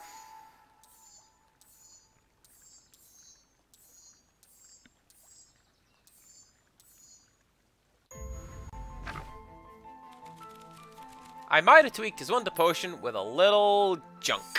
I might have tweaked his wonder potion with a little junk. Can't wait to see the look on his face when he realized he drank his own cigar ash. How did ashes get into the vial? It's pretty easy to mess with the vial when it was behind my back. Oh, that's sneaky. Well, it's a bad habit anyways.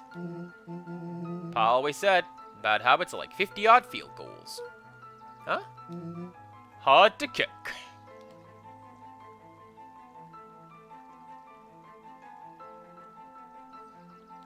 That was waiting on me for input. I thought they were just holding it on a bad joke. You could all call me Sharper Valentine. His body and face began to contort and expand as he disappeared into a belching green mist. I'm a big fan of awkward pauses after bad jokes.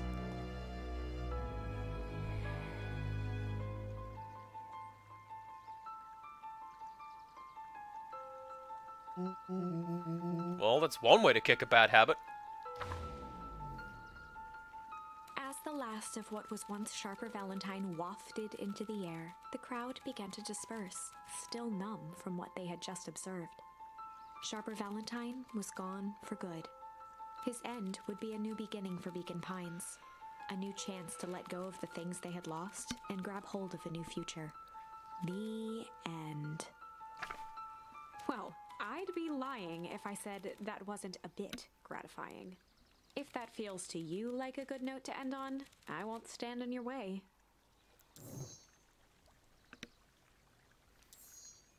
Nope. That one. There we go. Alright.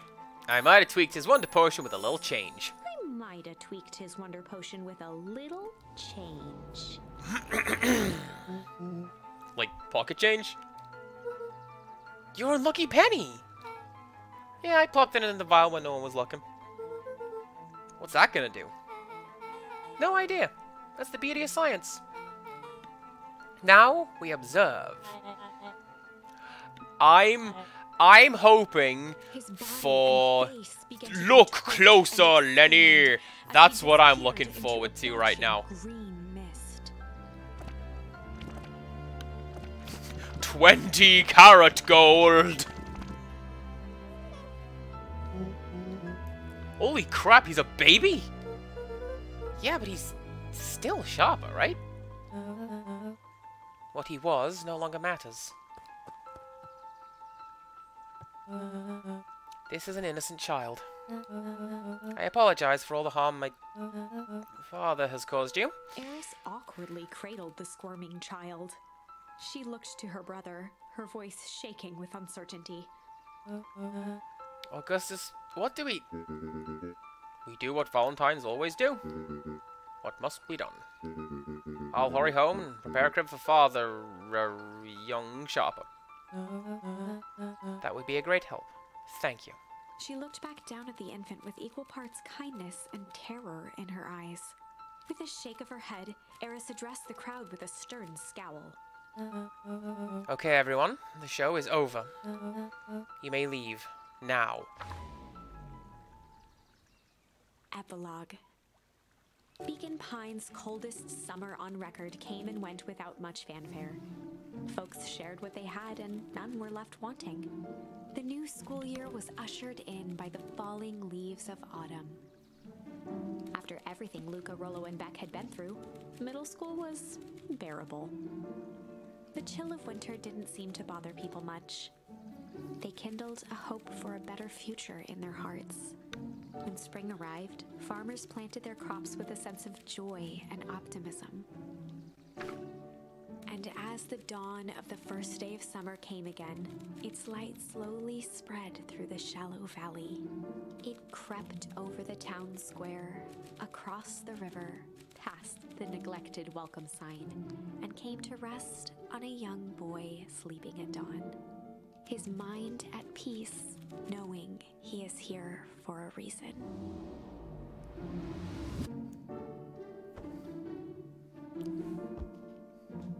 Oh, cool, it's the Earth Day t-shirt. I like that. That was a pretty cool t-shirt. Can I kick that football around? No, I can't. Rollo, you up yet? Roger that. It's a beautiful day at Mission Control. You gotta swing by? Be there in a minute.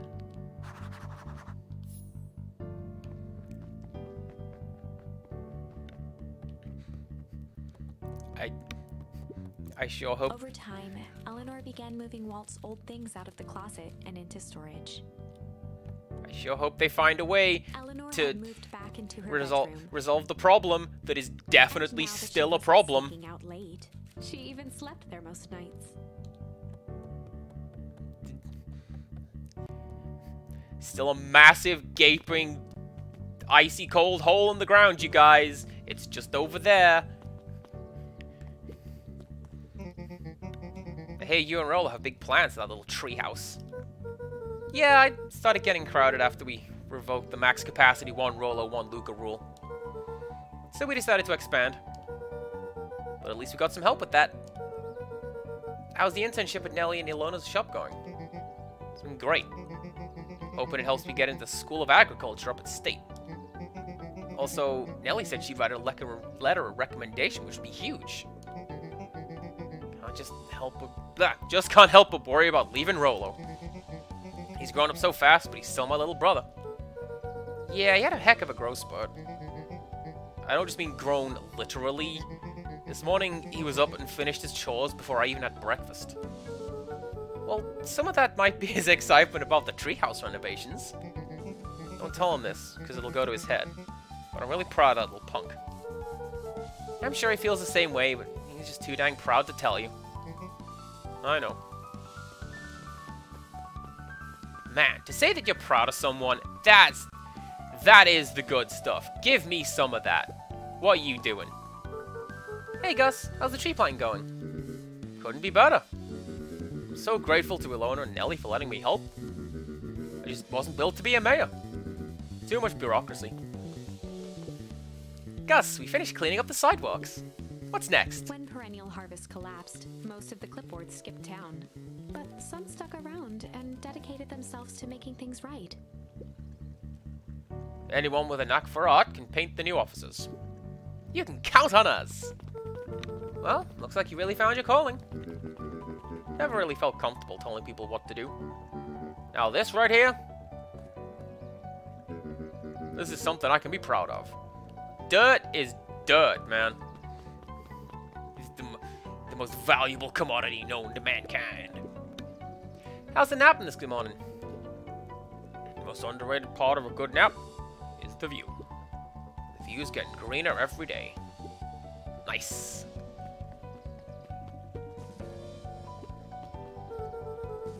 I see you decided on a name.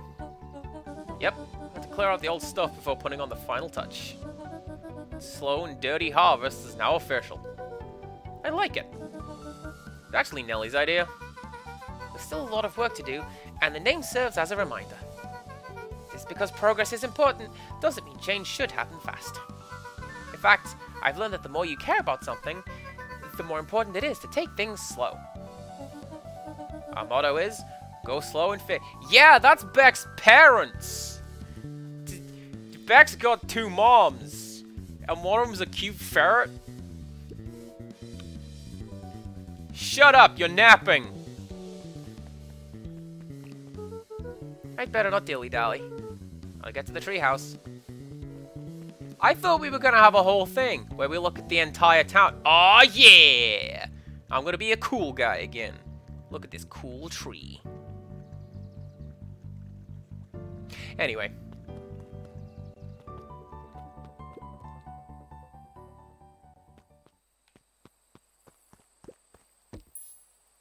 Huh. Luka gently good first. Have I missed a word? I don't think I have I?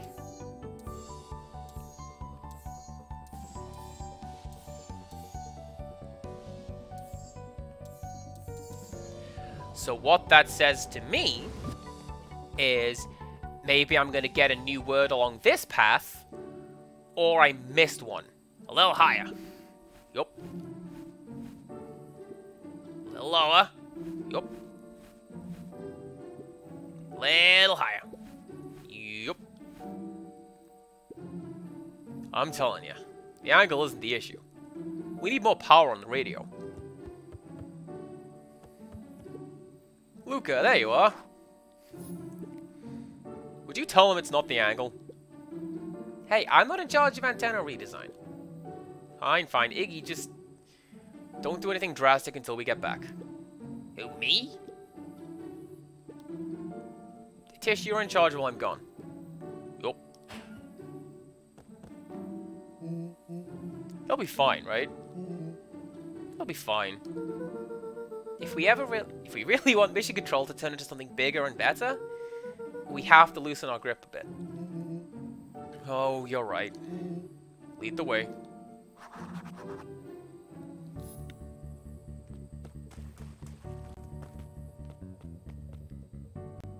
Because I know that there are missable words. I think tickle was one of them, because you got that by playing in the flowers.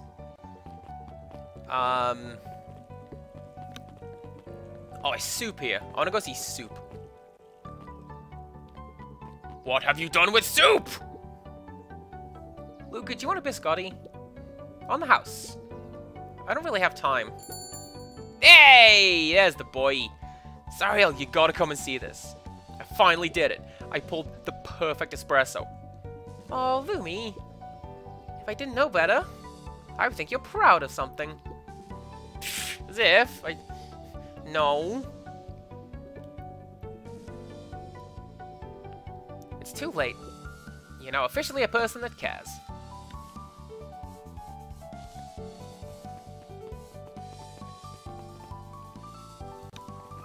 Actually, there's a thought.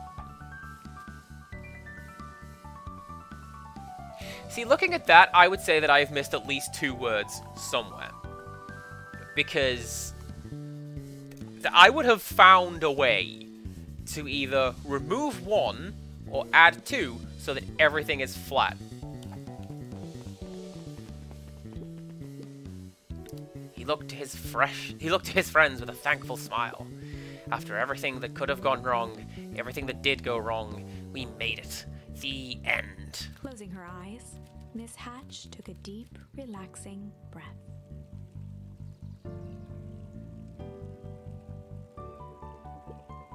Oh, hello, Luka. How are you? Really good, actually. That's wonderful. Did I miss anything? I think you're pretty much up to speed.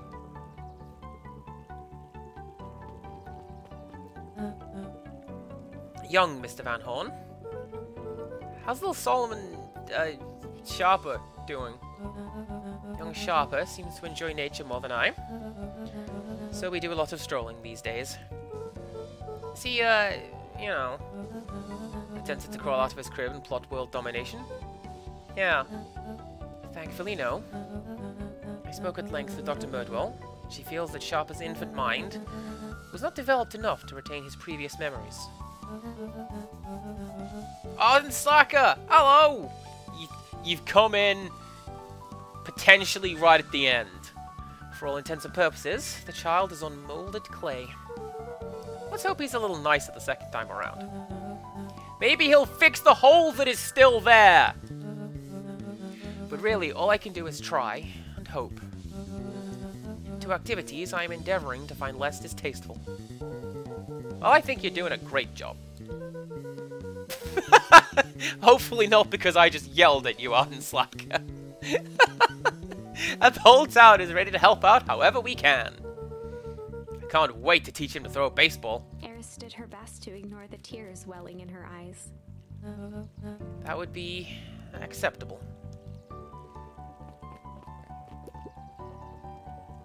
What's today's news that needs knowing? I'll give you tomorrow's headline today. Our old friend Patrick C. Montesquieu, aka William Kerr, has performed a stirring rendition of The Iceman Cometh at the State Correctional Facility. I hear there wasn't a dry eye in the house. Well, I guess he has plenty of time to work on his craft. That's not the right way at all. Beck's house is this way.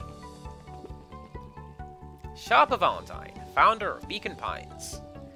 Never underestimate what a great man can do given time. A bit much, if you ask me. That's why he said that! Hey, there it is! We got the word! A word.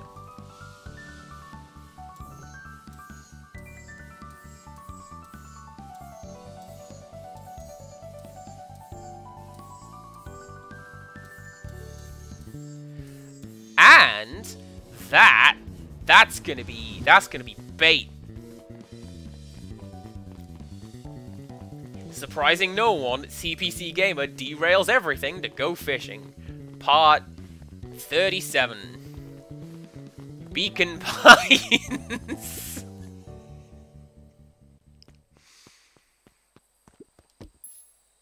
Oh, that's not a fishing word? Luka gently but first.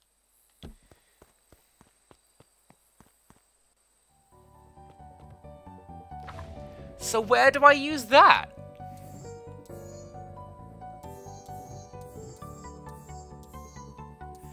I think maybe there is going to be one more choice, like a little later on, and the game's gonna go, hey, you got the what's the name? Oh, there's a cooking. There is a cooking game, isn't there? Because I didn't know what cold cuts were.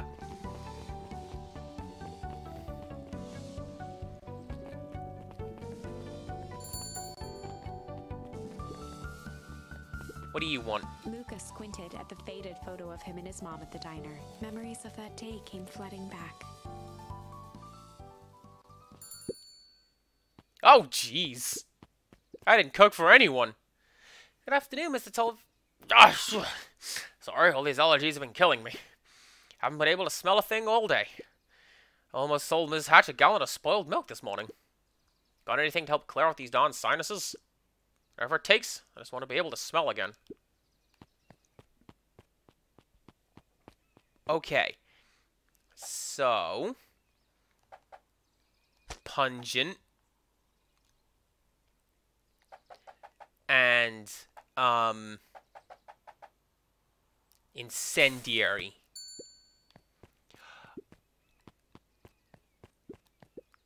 I call this one a cod for the common cold. Oh my, that's spicy. And stinky. I'm sorry, I'll try again. Oh no, don't you see what this means? I can smell again. Looks like your father isn't the only doctor in the family. Hi, Roxy. I don't remember. Oh yeah, that's the sister. I remember. I'm helping. Wow, hopefully your work ethic will rub off on Rolo. What can I get you? I'm not really feeling like a burger. But a chicken sandwich with bacon on top. Coming right up.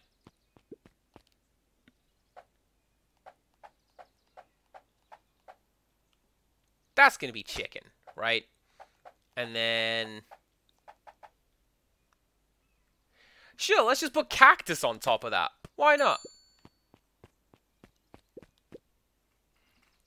Here you go. I call it the Love Me Tenders. Nice. Hey, Mrs. Hatch, what can I get you? Oh, I'm not terribly hungry. Something snack-sized, if you could. I did... Okay, so when I was in... visited a friend in Snack sized. When I was in Arizona, I, is that like, caviar? Like, that's caviar. Have this hideous thing. Oh dear. Couldn't possibly eat all of that. Do you have anything smaller? I don't know. Small burger! And mustard. I call it the novella. Lovely. God, Zooks, they've shrunk the waitstaff. Jeff slapped the table and gave Luka a toothy grin. How's your pops doing? Seems pretty busy these days. I know the feeling. Tell him that fishing rod he ordered should be ready to go next week, will you? Sure thing. I've been in the mood for something sweet. Got a burger that can satisfy a sweet tooth. A sweet burger? Yeah, and top it off with some grilled cactus. Grilled cactus? The heart wants what it wants. Yeah, so, visited a friend in Arizona. We went to Grand Canyon. It was pretty cool.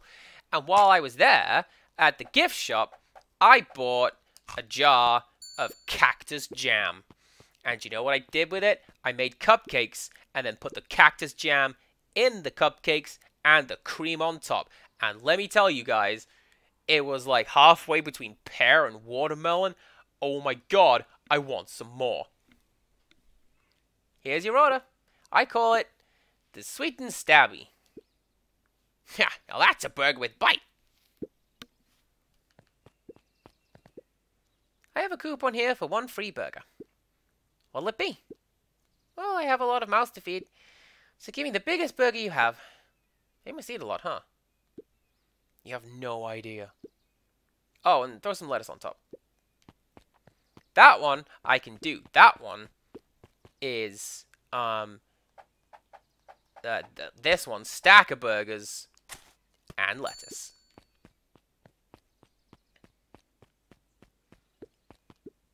I call it the too much is never enough. You should keep them at bay. Thank you.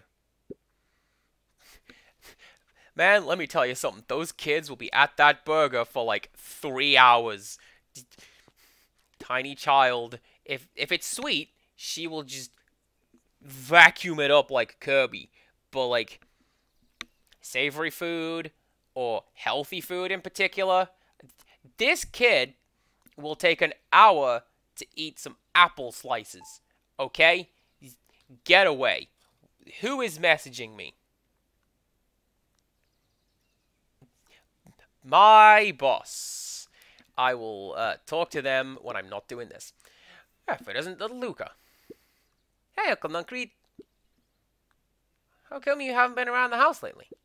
Well, your dad and I had a little disagreement is all. How's he doing? Has he mentioned me? Not really. He's been busy lately. Sometimes he doesn't come home from work before bedtime. Is that so? Well, tell him I'm thinking of him. You seem sad. Nonsense. What can I get you for lunch? Fact of the matter is, I don't have much of an appetite right now. But Uncle Nuncreed, you gotta eat. I'll make you something special. I'll cheer you up.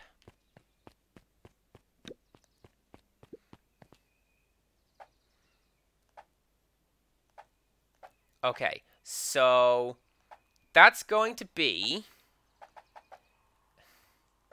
something to cheer a person up. That's going to be, I think, a nice burger, but also smiley mustard.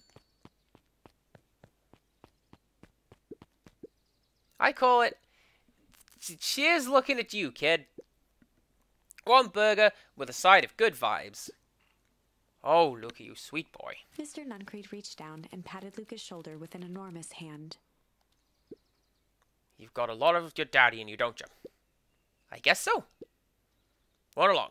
I'll do my best to clean my plate.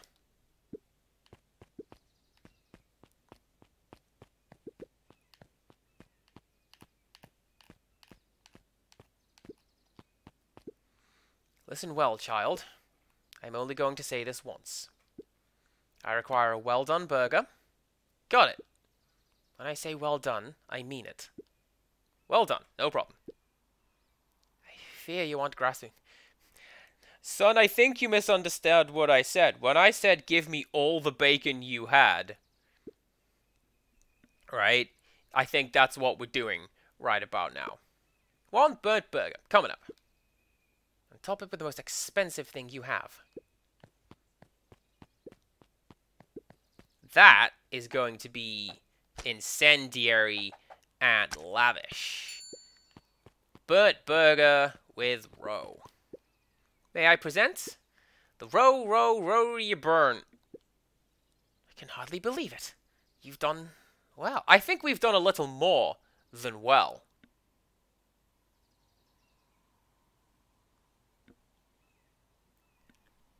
Crickets. Mrs. Fratelli has caviar stashed back there? The woman is full of surprises. Very good. This will suffice.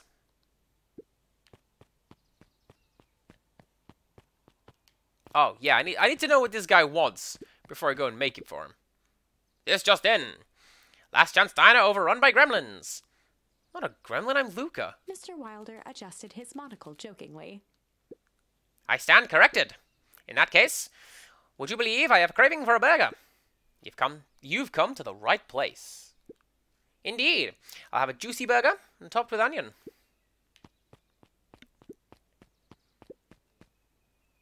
And that's going to be succulent and onion. Here you go. I call it the Wilder. You know I love a good byline. Many thanks.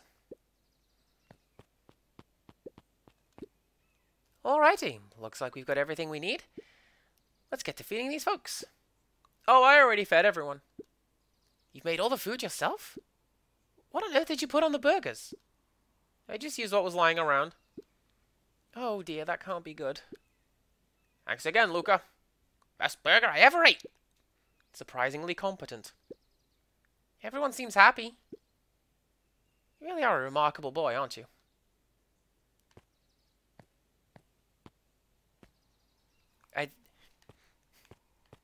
I'm playing this on Switch, not like Steam. So just pretend that an achievement just popped up in the corner and that's what I got. Because I reckon that's what this section is, right? You feed everyone correctly, you get the Steam achievement. Right, anyway. What were we doing? We were going to go and see Beck. That's what we were going to do.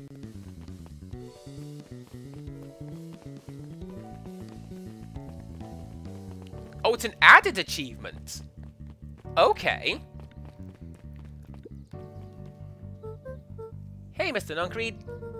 I'm going to see my dad in a bit. Do you want to come with? Even after everything I did, you'd still... Mr. Nuncreed shook his head. You really are your father's son, aren't you? I don't think I'm ready for that yet. Well, you're always invited. I bet he'd love to hear from you. I'll visit Walt in my own time. You run along now.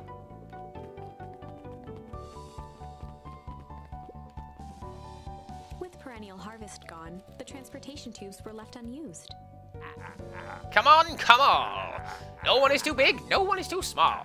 But Jeff's wild ride. Maybe not completely unused.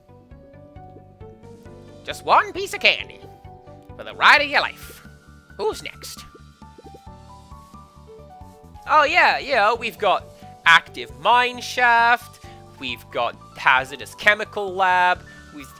We've got the giant hole in the ground that you still haven't fixed.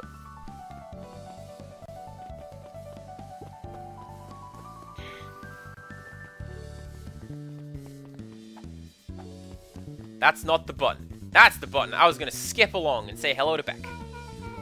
I have news I think you'll enjoy. This morning, I unpacked my last box. You're officially moved in. It's just a box. Let's not blow this out of proportion. Sounds an awful lot like putting down roots. I guess I decided this place is root-worthy. You're gonna be stuck with me for the foreseeable future. I do have to warn you, most years aren't going to be as interesting as this one. I think I'll manage. Ready? Before we go, there's a bit of a surprise.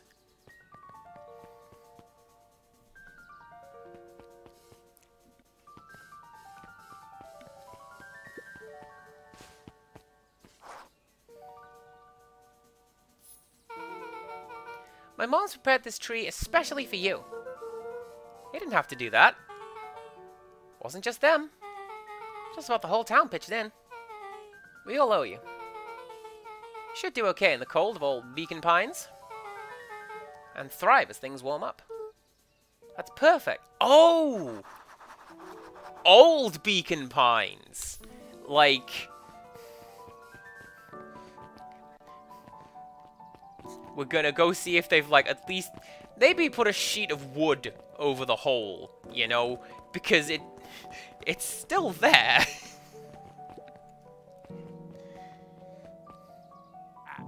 Ah, you got it! Now that's a good-looking tree. Being a special occasion and whatnot, rides on the house. You're gonna want to hang on tight to that little tree.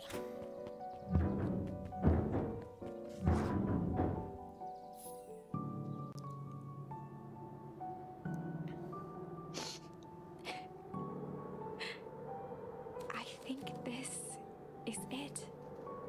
The end I've been waiting for. Honestly, I began to lose hope of ever finding it. But then you came along. I don't know exactly how to thank you. It's hard to explain how much this means to me. It's funny, now that our time together is finally ending, I'm at a loss for words. Let's just watch the end together. I don't know who the narrator is. Done. Good little tree. Best little tree. Thank you, children. This means a lot. Yeah, thanks for everything. Shucks, I only did what any super awesome best buddy would have done. I should probably give you some time alone now. You good? Yeah, I am. It's been a wild year. How are you feeling? Everyone keeps asking me that. I'm fine, really. Pa always said the same thing. Pa says the only thing fitter than a fiddle is a cello. I feel like a dang cello. Well, you ever stop feeling like a cello, I'm here for you. You know, I know. You don't even have to say it. You two make an awesome pair. Excuse me? We're a trio now? Yep. Hey, thanks. There's just one thing missing now that you're part of our group. Missing? Let me tell you a little story about a man named Hank Atomic. Oh, God. I won't be long. We'll be waiting for you back at the phone booth. I found the perfect way to start our summer.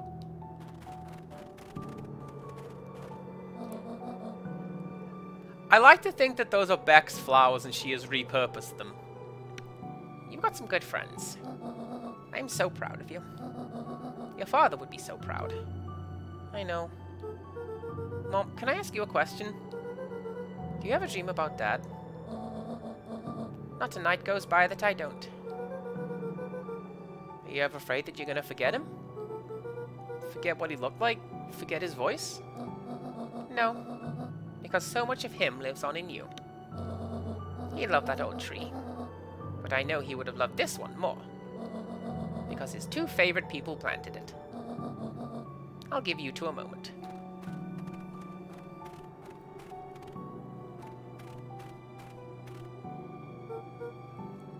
Hey, Dad. Dr. Mudwell says that over the next few years, this place should warm up. So, you won't have to be so cold for much longer. I think I finally understand why you left that night. The things you believed in. Big things. Those beliefs were the things that made you, you. If you wouldn't have stood up to Sharper, stood up for what you believed in, you wouldn't have been the same person anymore. You had to go. that didn't mean you loved us any less.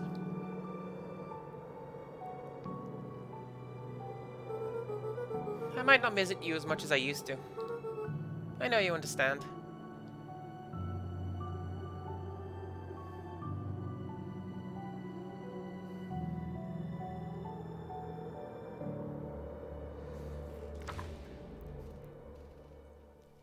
Let me tell you guys a pretty nifty narrative device that I am in love with. The last thing you see is the first thing you see, and that's what that was! How about that? Alright, credits time! Is this music gonna get me content ID'd? I don't know. I'm gonna drop you just a little bit in case, because I don't really want it to. So there you go. That was Beacon Pines. A game that I have played. I don't know. It was alright. I feel like I am not the person to be talking to about this, because it's a visual novel. They are terminally boring. So I'm not the person to be telling if this is a good one or not. I mean, I was interested to see where, like, the story was going and how everything tied together. Like, what are the clipboards doing there, and why does everything keep freezing over? The thing that I don't fully get, and that I think they could maybe have tied into it, is maybe we're tinkering around with the time juice. Because, you know, we kept going back and thinking around with things.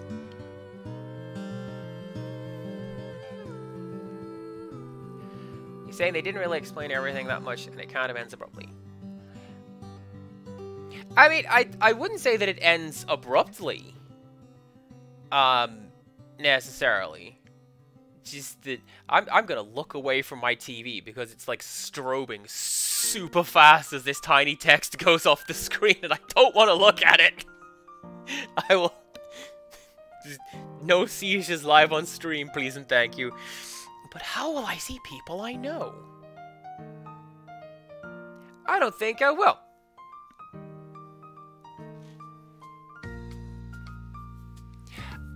I feel, no, so like, I'm not going to say they didn't, fully finalize and explain anything, because most things were tied off, and it's not a case of, and now it just sort of ended. Everything came to a logical conclusion. And that's for all the endings that we had. It wasn't a case of just stop and try again. Because,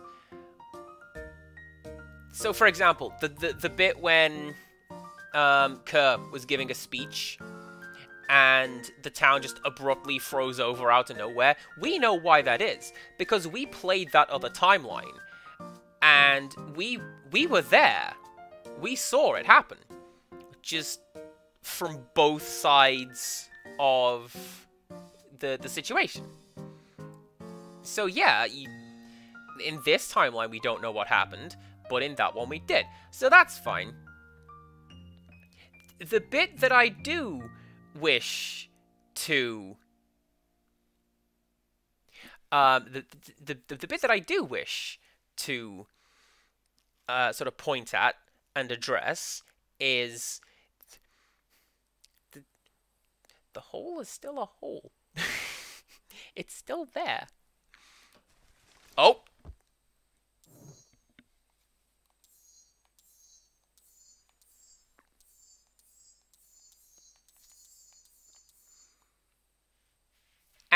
yes, it looks like the decision tree is finally filled in. We did it, everyone. Look at that.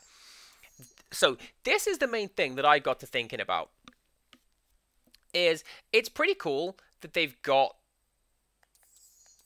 this, and you can go back to any of the pivot points and make the other decision once you've found additional words. This is a straight line. Because, like, okay, you go over here, you go... Well, you can't actually go that way because you don't have the word, so you got to go this way. And then you got to go back and pick another word. But that gives you this one, so then you have to go over here to get that word. It's a line. It's not a tree. And that's a little frustrating for a game that purports to be a tree. You can go anywhere you want, as long as it's the right direction. Thanks, Fallout New Vegas. That's where I'm at right now. Anywhere you like. Not you, north of Good Springs, you know? But no, that was alright. I'm not going to say, oh, this game was bad, because it wasn't. This is why I stuck through to it. 3 streams, all to the end. And it's just not to my taste. As I say, I'm not the VN guy. But there are people here who are, and yeah, Zachary says it's cute, and Mew said that Mew is the VN person in the chat. They say it's okay. So, you know, recommendation from people who do like this sort of thing. Actually, that's how I came to it, was Pip Sprite, who... They are the person who said, hey, literally everyone I've ever met, you should go and play Beacon Pines. And I went, okay! So here we are.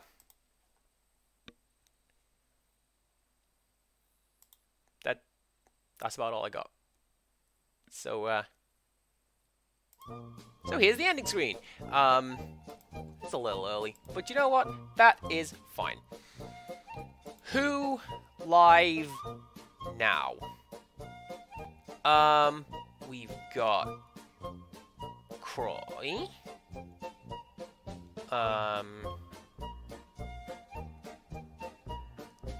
Well, do you know what? Albedo is playing a game called Frozen Flame, which, you know, Ice and Frozen and Flame have all been elements in the game that we have seen today. Isn't that grand? Yes, it is. Let's go and make that connection with them. We are starting a new game on Wednesday and Thursday. It's one of my favorite games of all time. Like, actually, I'm so excited to be playing it. Please do come back for that. And until next time, goodbye.